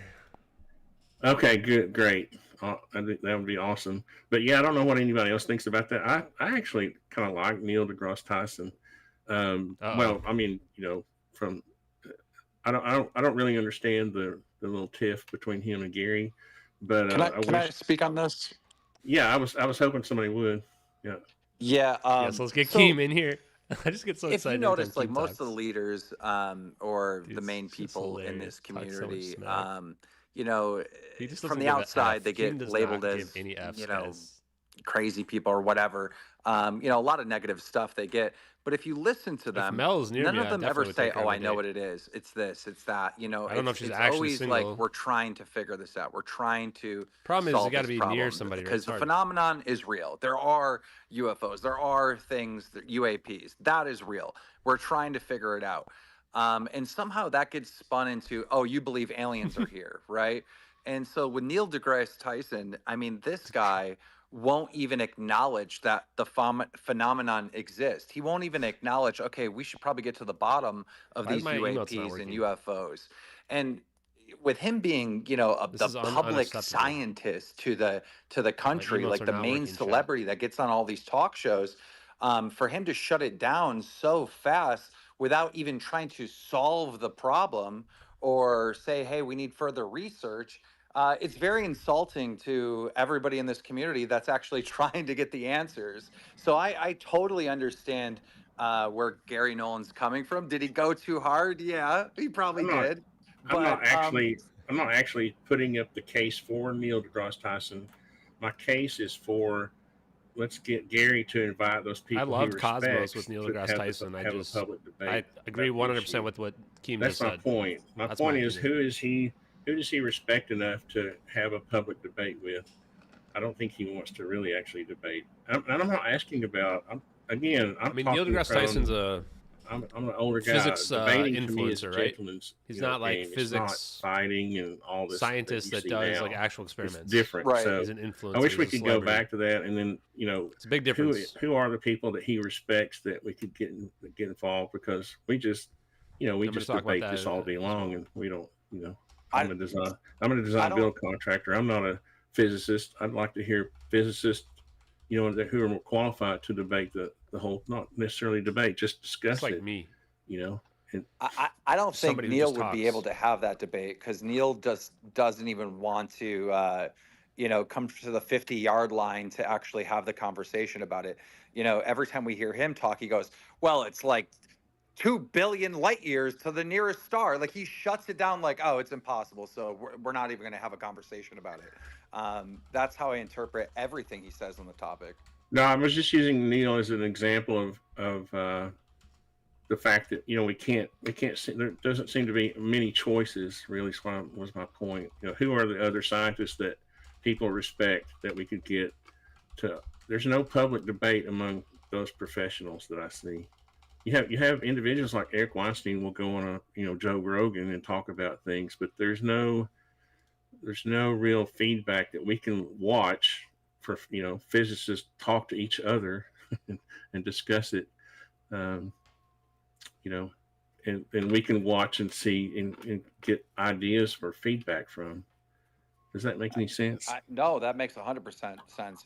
I'm not pushing Neil deGrasse Tyson. I'm wondering why, in their industry, they shouldn't be fighting like that. They should be setting an example between, they should be setting an example for us, and we don't have those examples. True, but I think it comes from I got to defend Garry Nolan again. I think it comes from a place of frustration because he won't even entertain the fact that there are things in the sky that we don't know what they are. He was injecting marijuana. If you can't get Neil to acknowledge that, then they can't even have a conversation on it. Is that true? And Kim, before you got here, he was talking about how when he hears people like ridicule and debunk like hastily, he thinks of his own traumatic abduction experience and not being able to talk with people about it. And then because of his position, all the people who have come to him with their traumatic abduction type experiences. So he says he admits that he goes off on people, but he says he's channeling it from like that place. And look, the debunkers are very important to the community. You need the debunkers, all right? They're doing great work to try to get some of the hoaxes and some of the nonsense completely out of here. But the debunkers that I see in the community acknowledge that something is in this video, something is in the sky, right? They at least come to the table. They come to the 50-yard line to like have the conversation. Neil doesn't. He shuts it all down. Again, I'm not trying to focus on Neil. He's sort of the opposite of what, what I mean? Who are those people that Garry that he respects, who he would be willing to bring into the discussion? There's another element to Neil is that there's a direct line from him to Heinrich. They're having conferences, this Soul conference that we still don't have any information about that. They're having their own conferences in house amongst themselves, but they're not publicly debating it or giving, talking or even discussing it. So that's what that was really that was my only comment. Anyway, thanks. Yeah, we're gonna over on Skyfire. We're gonna be covering more stuff on Neil and how incompetent he's been on the topic. But thank you guys. Thanks for having me on.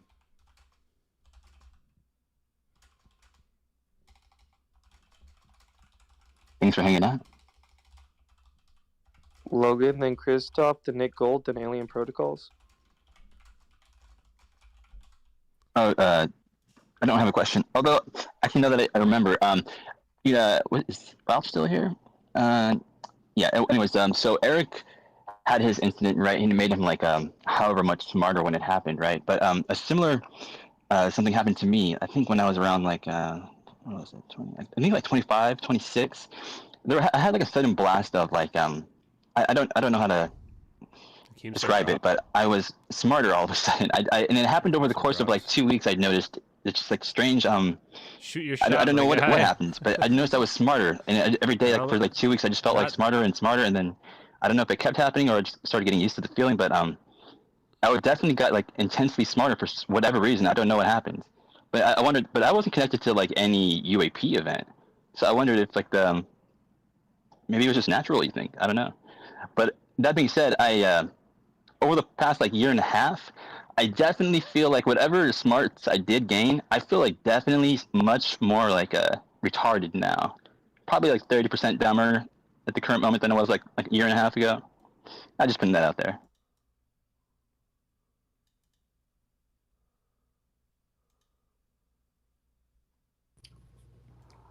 Well, you're not dumb, just so you know. What was I gonna say? I'd Who's rather next? Buddy's an experiencer. Christoph and Nick Gold's got a lot of good information. Let's move along. I might even. Oh yeah, I mean, I'm definitely. Might be worth. I had a few brain cells to like. I got onto Joe Rogan. I could spare. That's for sure. That'd be a once-in-a-lifetime opportunity. Well, it's nice hearing some beautiful voices in here I haven't heard in a while, and I love you guys. I'm really fascinated on an aspect of phenomena that brings phenomenon ufology and everything all together into a very powerful place that if I wonder which one it was. What it seems to be leaning towards is true, the implications are difficult to imagine. And that is aports and the ability to have some people under some circumstances produce metals, produce unknown objects. This goes to a very pivotal aspect of our reality and could hint very strongly at some very different thoughts than we've been accustomed to living with. I'm probably going to drop here as well. Have you ever done that on accident? I've been part of several experiments and on purpose. After Nick Gold talks, we'll drop out. And it's a mind blower. So we got to close out the stream as well. You don't understand it. I want to answer some of you guys' questions here. Anyone else's questions? Being tested. AMA with Ashton Forbes. Anything you want to ask? And even Bigelow mentioned that objects that were aported or bent or things like that, much like Hutchinson's, have a transmogrification over time. They're still changing their elemental content over time. They are displaying something that's beyond our understanding of physics. He asks a lot of weird stuff. And they're all related. It's always super awkward. Personally, I think the subconscious mind can connect to the great data field and in that not only get local data information, but maybe even tweak it a little bit. Wink, wink. That's nice.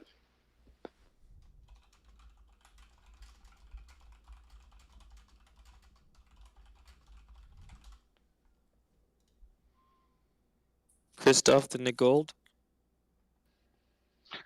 Hello everybody, best wishes. So about a week and a half ago, I have asked in a very similar panel. Is William still here? His images are getting a little bizarre. Who spoke to us, and we were able to ask questions.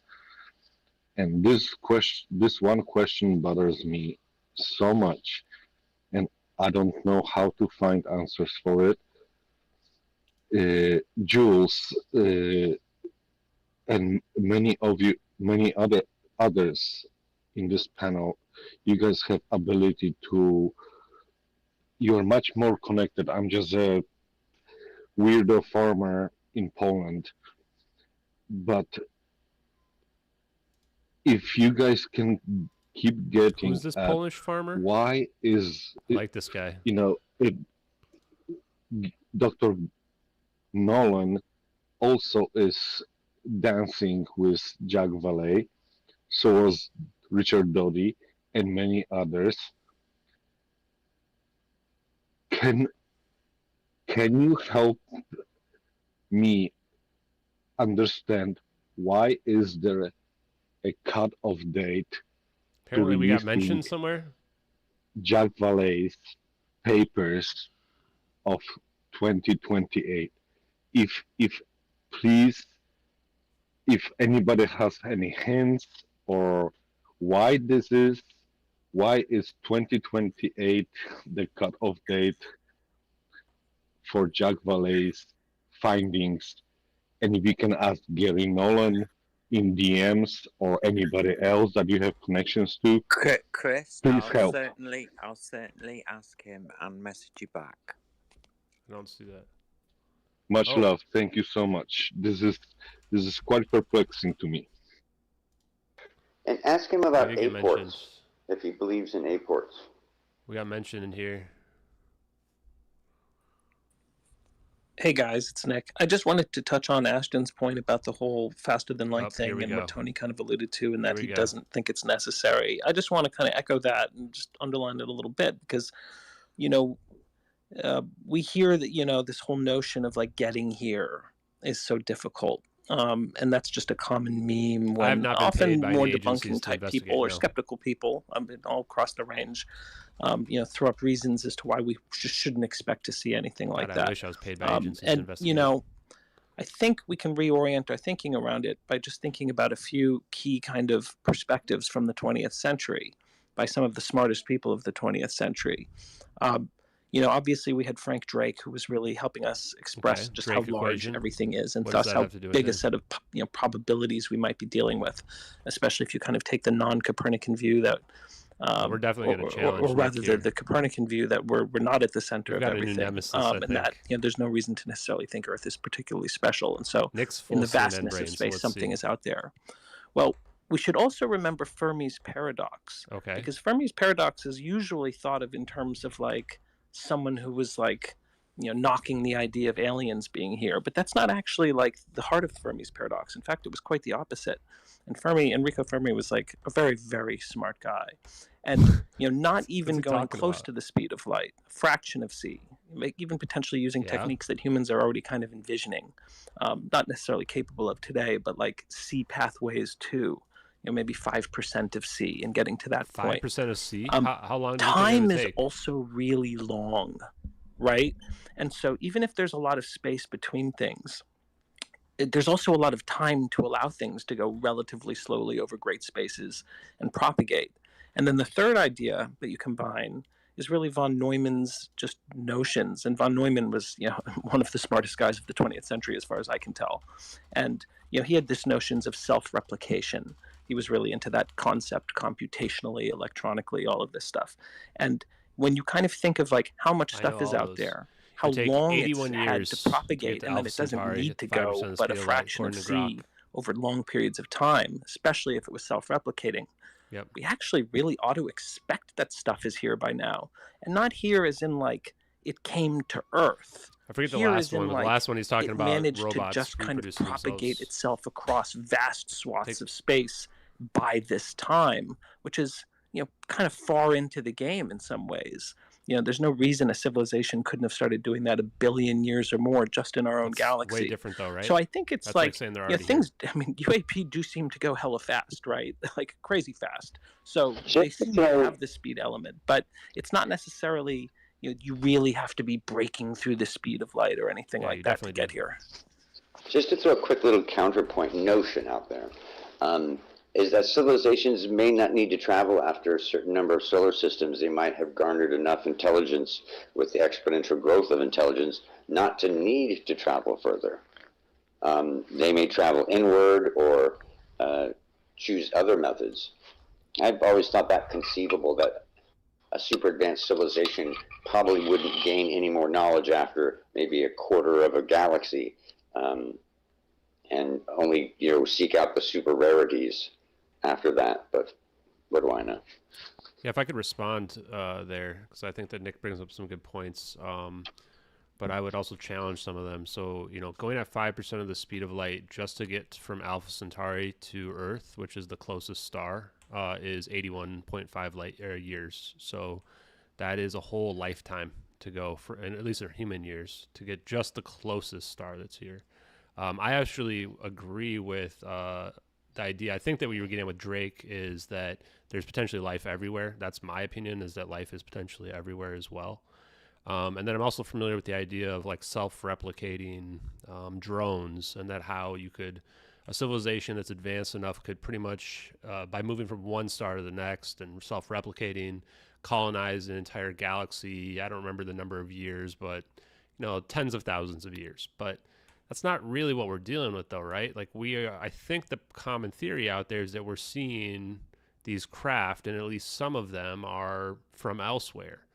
And unless you're saying that, okay, they're already here because they're ultra-terrestrial hypothesis, then you have to have some explanation where they're coming from. Maybe you say, okay, they're from somewhere else in the solar system, maybe.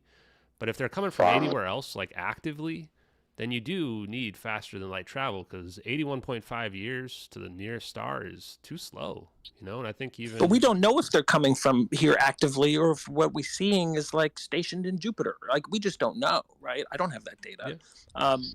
we don't know, like, if we're just seeing a localized presence that happens to be in our immediate vicinity, and it got to this section of the galaxy, 400,000 years ago. Like, again, I'm not saying anything is biologically living in a sense that we think of it like something that came out of a vagina, frankly, like, or, in our species case, like, even if quote unquote biologics were involved, which I have no data I knew it was on, going to get spicy. it's like, that could mean a lot of things in like a hyper advanced alien self-replicating spaceship drone AI thing, right? Like, it just might be able to fabricate biologically. We have no idea. I mean, I don't know, but I'm open to all sorts of possibilities because there's nothing that says that can't be the case. And I do like that kind of philosophical premise of like anything that isn't strictly forbidden is mandatory.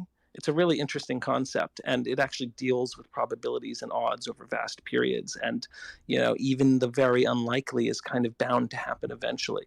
So I imagine that kind of technology that we might even confuse for something that we're interacting with that's more biologically derived in a way that we're familiar with. He just hates me. Is what we're seeing, but we don't have any hard data to that, right? Yeah, no, I respect your beliefs. I respect everybody's beliefs with regards to wherever they think is happening with, the non-human intelligence idea. Well, again, it's not my belief. I don't necessarily know that that's the case. I'm just throwing out, like, from a very early hypothesis setting perspective, what kind of possibilities are at least in the range of possibility. I just don't see the distance thing as ruling out the extraterrestrial hypothesis. I don't know that the extraterrestrial hypothesis is even what's going on, but if we're looking at everything that's kind of open to us at this point, I just think it's probably something that ought to be on the board, right? Yeah, just my last thought on that is that if there are crafts that are able to levitate without any propulsion, then, and like what Garry Nolan was talking about with respect to magnesium, bismuth, zinc, from an electrical engineering perspective, that opens the door to stuff like non-locality from a macro scale object. And we know non-locality is real because we've seen it in quantum entanglement and quantum mechanics. And then all you need in order to scale that up is unification theory. That's all I'd say. But thanks, Nick. Appreciate the conversation. Ashton, I just want to jump in with something. The magnesium, bismuth, zinc combination in these metamaterials. My father, I don't know whether you heard earlier on, I mentioned it. My father was one of the chief metal testers and stress testers for Rolls-Royce UK in the 70s, 80s and early 90s. And he said that in the late 70s, they were actually experimenting with combinations of those metals on military contracts with a view to creating some kind of cloaking device. And that was what took us to America, to the plant that was opened in Miami, Florida, which was a complete front. They were actually working with NASA as well for several years, doing work with them and Homestead Air Force Base. That's cool, Jules. And I don't want to, monopolize a little convo, but I think that's really awesome. I think your connections of Rolls-Royce are really interesting. Rolls-Royce is a very, very interesting company in my mind. Yeah, it's strange that there's that connection with the stuff that you're looking into with Rolls-Royce as well. And there's been, I don't know whether you got any further with finding out any information on the sort of extra time that they claimed that they went very quiet about. But they've been involved in military contracts for many, many years over here. And if you actually look at Rolls-Royce UK and Rolls-Royce USA, they're massive companies. They're as big as, GE and some of the other companies that are sort of doing Air Force development, military development. Yeah, one last thing I was going to say just for you, Jules, was that I was actually going to look into Rolls-Royce tonight before I saw this space pop up with Garry Nolan, and we had saw that they had a contract with Lockheed Martin actually to produce power needs for them as well, so that they've got some sketchy stuff going on. Anyway, I'll let other people. Yeah, I mean, it's like just before we go to Hans, if you look at the Rolls-Royce stuff? Miami, Florida, you can only find one very, very, very old article about a plant that my father worked at. And it was basically set up as a parts supply plant, but it wasn't. They were doing research and development. And my dad explained it to me that they were doing research and development in conjunction with NASA, Homestead Air Force Base, and GE And as soon as that contract finished, the plant was They basically deleted the closed. page? It was a complete front. I mean, they've got labs and all sorts. The press They were release is literally gone. on the edge of Miami International Airport. You know, huge amounts of labs, but on the front of it, it looked like they were The Lockheed Martin press essentially release running is an gone. aero parts supply factory, making parts. And there was a lot more to it than they let on, but the Lockheed Martin Rolls-Royce press release is you can gone. only literally find one article about the plant from about 1979, and I think it's the New York Post or New York Times or something. It's very, very hard to find information about the plant because it was just kept so hush-hush.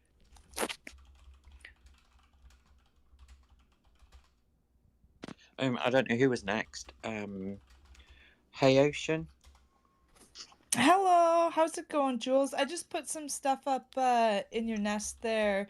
You were talking about like hyper awareness, and 6 days ago I was writing a thing about hyper awareness. And then also ping pong. So they took a section of I'm not sure if it's human brain, probably not. It's probably sheep or something. But they trained in a petri dish a little section of brain cells how to play ping pong. So might want to check that out. And thanks for the space.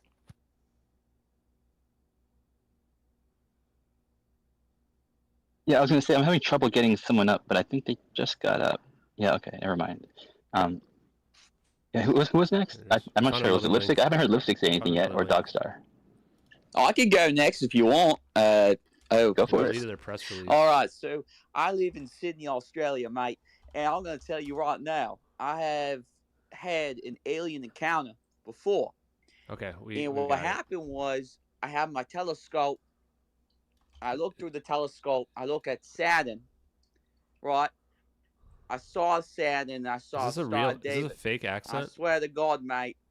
I swear to God, I saw Star of David. Yeah, this is doing a fake accent. It seared my eyes. I was in the hospital for days, mate. I was absolutely gone, mate, for weeks, mate. Absolutely gone. And next thing I know, Jesus Christ, he came back to me. And I'm going to tell you, mate.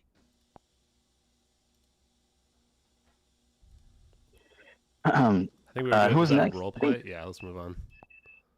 Yeah, let's just move on. Dogstar, I think you were next, right? That dude was doing. Yeah, he was doing a bad Australian accent. I knew right away that was a fake accent. Hey guys, wow, that was interesting. What's up, Jules? Logan, love you guys. Hey, Sean. Hey, Yeah. regarding Rolls Royce, when we look at the emblem, bad it accent. looks like RX or 741. Just I'm gonna throw that out there for you. And then the emblem and the logo that's on the vehicle, it's a sylph, right? It's the heir of God, or like Pegasus. I knew within 5 seconds. That's why I clicked on his that in name. mind, I was too. like, this is not. Very That's not a real interesting, right? Australian accent. Interesting choice of a logo, deity, entity. Right. That's all. The Rolls-Royce Thank you. press release is gone though. That's sketchy, man. Thanks, Sean. I wonder if we can find an archive of this. Who was next? Melinda, maybe? Okay. Hello, Melinda. Yeah, it's good to see the fight print, it out the amongst print yourselves. I calls was alive and paying well. any attention. Sorry, I was. Okay, I think we're gonna drop and I'm gonna answer questions DM in the me, chat, Garry and then we're gonna Nolan. close out for tonight. Sorry we didn't get to a lot of our stuff as usual. That seems to happen. Let's Ralph. see if we can find out. Melinda Leslie was next, I think. If she can hear us, Melinda, go ahead. I think she's having trouble. Yeah, she dropped, and then she tried to come back up, and then... Good. We found the way I back don't know, I think she machine. dropped again. Maybe it's Hey, just bad connection. This press release got Can anyone archived. message Garry Nolan? Can't let him party, archived man. it He's trying to have a good time in 2023 as well Mexico, before for crying they out deleted it. They loud. just deleted No, he this. was just asking me something. That's wild. I'll send him a message. We'll see. I remember one time he sent me a message. He said, like, he like really liked this meme I made. That was funny. Can you guys hear me? He's blocked me, so I don't know. Yeah, we we can hear you now. Can you? Hi, guys. Everybody. Yeah, I'm trying to get to work. You're breaking up, Melinda. I don't know if your signal It's was. not working either. Maybe it's still. Yeah, it's really bad. It may not be strong enough for this. Can you hear me now? I'm going to drop down, though, on this. Can you guys hear me? Like if it's not enough. It's going in and out. I'm going to drop out of that. It's too messed up for me. I'm going to send a thank you to what's her face? She's super nice for letting us get up there, even if we didn't get up.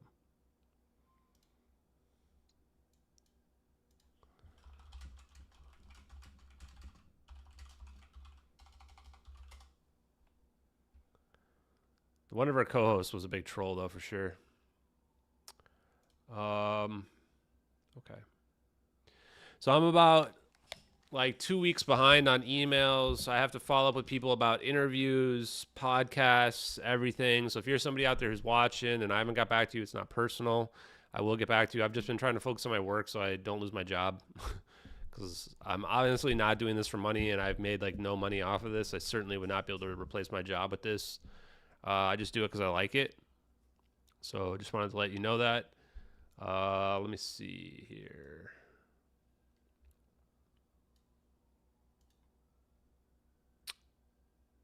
Ooh. That press release may be gone. That press release may be gone. Uh-oh.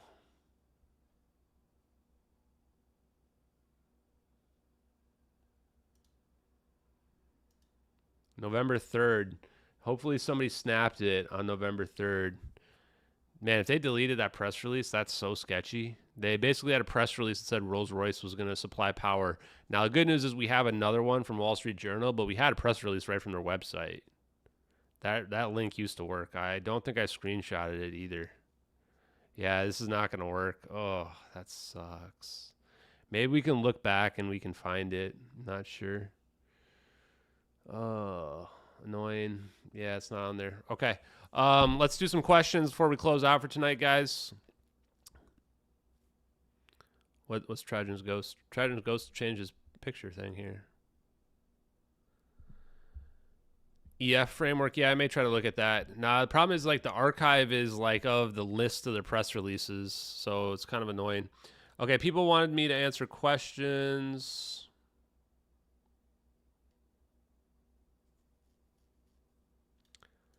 There was a Wall Street Journal article too about it.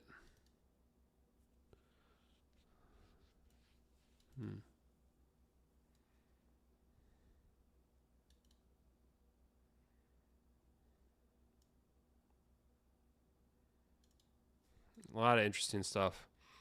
Yeah, I need to be screenshotting everything, especially now. Okay, let's do some questions. If you have any other questions, put them in the chat. We're going to close out after this. It's getting late. I'm really, really tired. So what are my thoughts on Antarctica? Antarctica is really, really, really weird, man. The Antarctica is very bizarre. Why is it that no one's allowed to go to Antarctica? Why are we doing weird experiments on Antarctica? Why do we have a neutrino detector in Antarctica? Is it just because it's cold, or is there more reason? I don't know. I mean, obviously, I don't know much about it, but the whole thing seems sketchy to me. Also, these pyramids in Antarctica also seem really weird. If there are lost civilizations, it could make sense. Like, why? These look like pyramids. Like, this legit looks like a pyramid. Are these really just pyramid-shaped mountains? Is that what I'm supposed to believe here? Am I supposed to believe this is a pyramid-shaped mountain in Antarctica?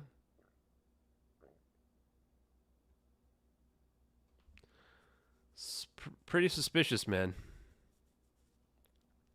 Okay, so that's the Antarctica question. The Canadian pilots. Okay, so I did do a Twitter post on the Canadian pilots. It didn't do much on it, but if you look at my profile, Skyfire News beat me to the source here on the Canadian pilots. Multiple pilots reported seeing 3 lights forming triangles a little over a week ago. And so this was January 19th, I think. And there's like at least 2. And you can listen to the audio here. Flight, East Virginia. Reported the same thing. At least 2 of them, maybe even 3, that saw lights forming triangle formation. Pretty interesting. I personally believe that most of the UFOs that we're seeing are probably man-made. I would not have thought that several months ago, but from part of the investigation, now I think that that is probably the case. Yeah. My Twitter should not be shadow banned. It should not be. Do I think people who have experiences are either truthful, delusional, or liars? I think that most people are the truthful. Guys, I used to watch Ghost Hunters, and the thing that I learned about Ghost Hunters is when you have experiences, that's what it sounds like. It's an experience. It's something that you experience to yourself, right? Like the mind is a singularity. So absolutely, I think there's a lot going on, and if our reality is a projection, and if we have local frames of reference where we can experience time differently, then people can have an experience that is unique to them that other people may not experience. You can have a shared experience as well. I have nothing against experiences in general. The problem I have with it when we're talking about like spaces like that with scientists is like, I want to ask tangible questions. I want to know what people's thoughts are on the science, the hard science, the stuff like even we talked with Nick Gold. I even like those conversations, right? I want to know what Nick Gold thinks about the phenomenon, right? And I could have pressed him a little bit more because what I want to know from Nick Gold is, okay, Nick Gold says, well, I don't know. It could be these other things. Well, okay, well, what is it, right? Take it a step further. If you think that, okay, so if you take the premise that faster than light travel is not possible, now you've limited your scope of possibilities greatly, right? Now you're dependent on what? Okay, now it's got to be AI machines that have somehow come to us 500 years ago, right? Because it makes it a lot harder to get between solar systems at that point, right? So you've really limited yourself to the ultra-terrestrial hypothesis if that's the case. But sure, you can still believe that, right? You can still, whatever your theories are. But that's what I want to be talking to people about. I want people to be thinking outside the box. Because once you realize that faster than light travel is possible, boy, the doors just open wide up, right? So that's those. Physics influencers. Here's the thing about physics influencers, okay? Like Neil deGrasse Tyson. That's like just having a conversation with a smart person, right? And Neil deGrasse Tyson's a smart person. Even if we don't agree with him, even if the UFO community doesn't agree with him, he's still a smart guy. Doesn't mean he's right about everything. Nobody's right about everything. I'm not right about everything. But those types of people are not experimental scientists. They're not going and doing experiments, right? They are the type of people, like my dad tells me, is this one story that he had in college where he got an A, where the professor just said, give me the benefit of your thoughts, and gave him an A. That's what I think about when I think about people like Neil deGrasse Tyson. Is like, people just want to listen to him. They just want to have him on. Just give me the benefit of your thoughts, right? As opposed to like, okay, what is the science? What do you really know? What can we really prove? Like, and not even necessarily prove, but like explain the science to me in a way that has me think, right? Am I paid by any agencies? I am not paid by any agencies. I've never been paid by any agencies. I'm not working for the government in any capacity except for in my job where I'm a contractor and I work with them like every day. Sadly, it's a lot more boring than my current job or more boring than the stuff I do outside. That's in my current job than the MH370x stuff. The MH370x stuff, the science, all this stuff is a lot more exciting. It's hard to like focus on that. But the reason why I don't post during the day very much is like, I'll post like a really quick post here and there, but like I'm focused on my job because I'm doing like boring remedial database changes and stuff like that. The stuff I like to do with regards to my job is like the workflow stuff where I like sit down with the providers, sit down with the doctors and the nurses, go over their workflows, figure out how we're going to make it work. And I do some of that stuff too, but no. Take it easy, Trajan's Ghost. Okay, what other questions do we have? Anything else on the paid by the agencies front? No. And for anyone who thinks that I'm making like a lot of money off of this, like you just don't understand. Social media doesn't really pay that way, right? Social media doesn't pay that much money. I'm in no way like compared to these like other UFO personalities or something, like I'm making nothing. And I'm making nothing even compared to the podcasters whose streams I go on and stuff like that, right? Like some of these people's podcasters where they have hundreds of thousands of views are getting thousands of dollars from me going on their shows. Thousands of dollars. They're not getting hundreds of thousands or millions, no, but if you were to add it up, I've done a lot. They're making pretty reasonable amounts of money. They're making livings off of that, right? Some of them are making really, really good livings off of it. For me, no. I'm getting like maybe a few $100s a month.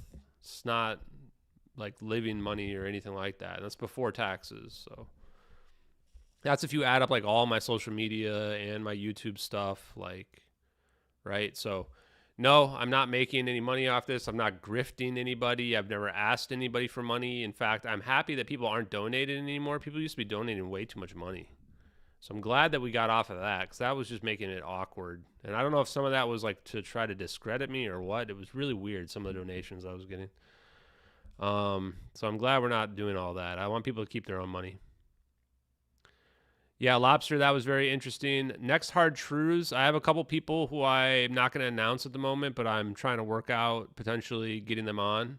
I will say that I have talked to Salvatore Pius, and I am planning on talking to him again.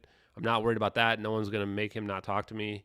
But the thing with Salvatore Pius is I want to be able to talk to him more from the scientific standpoint. I want to be smarter on the science when I talk to him so that he doesn't just fly right over my head, right?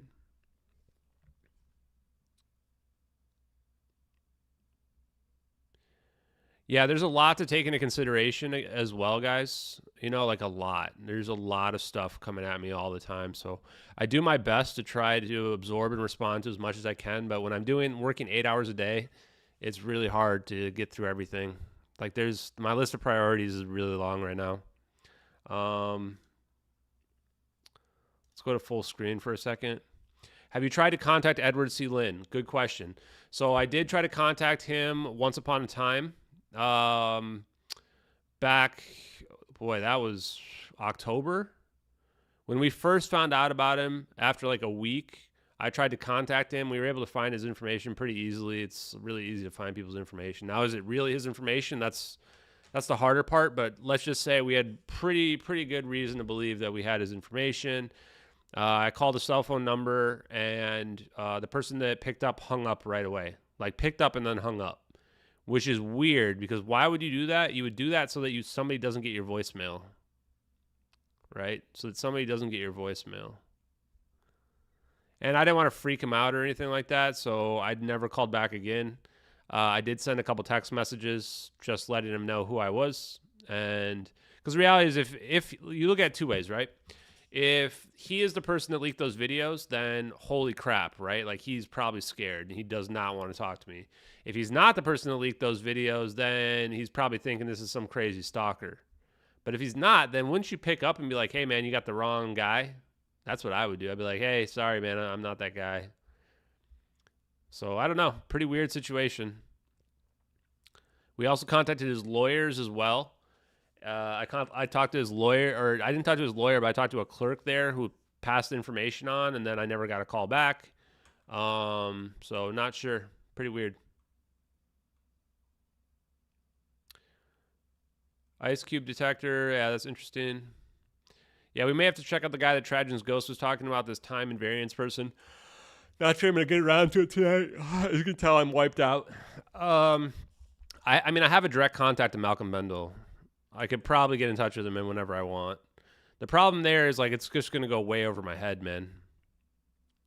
Was my best League of Legends champion preferred role? Did I miss that question before at OSCC Rants? I was a jungler, and my favorite character was Elise. So for people who don't know, that's the spider lady. I was a beast. I was diamond ranked, diamond 1. Close to challenger several times. But I played, that was a long time ago, guys, like 10 years ago.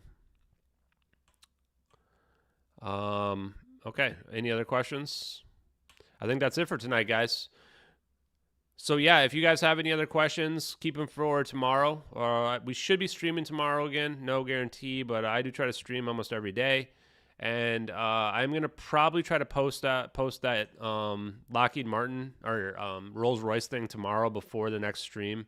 I have all the evidence already kind of lined up. I just need to get a good list of it. I just need to kind of write out my thoughts on it. So yeah, Elise was hard to play, but I was a beast, man. I was a real beast. Okay. Have a good night, guys. It was nice talking to you. Peace, fam.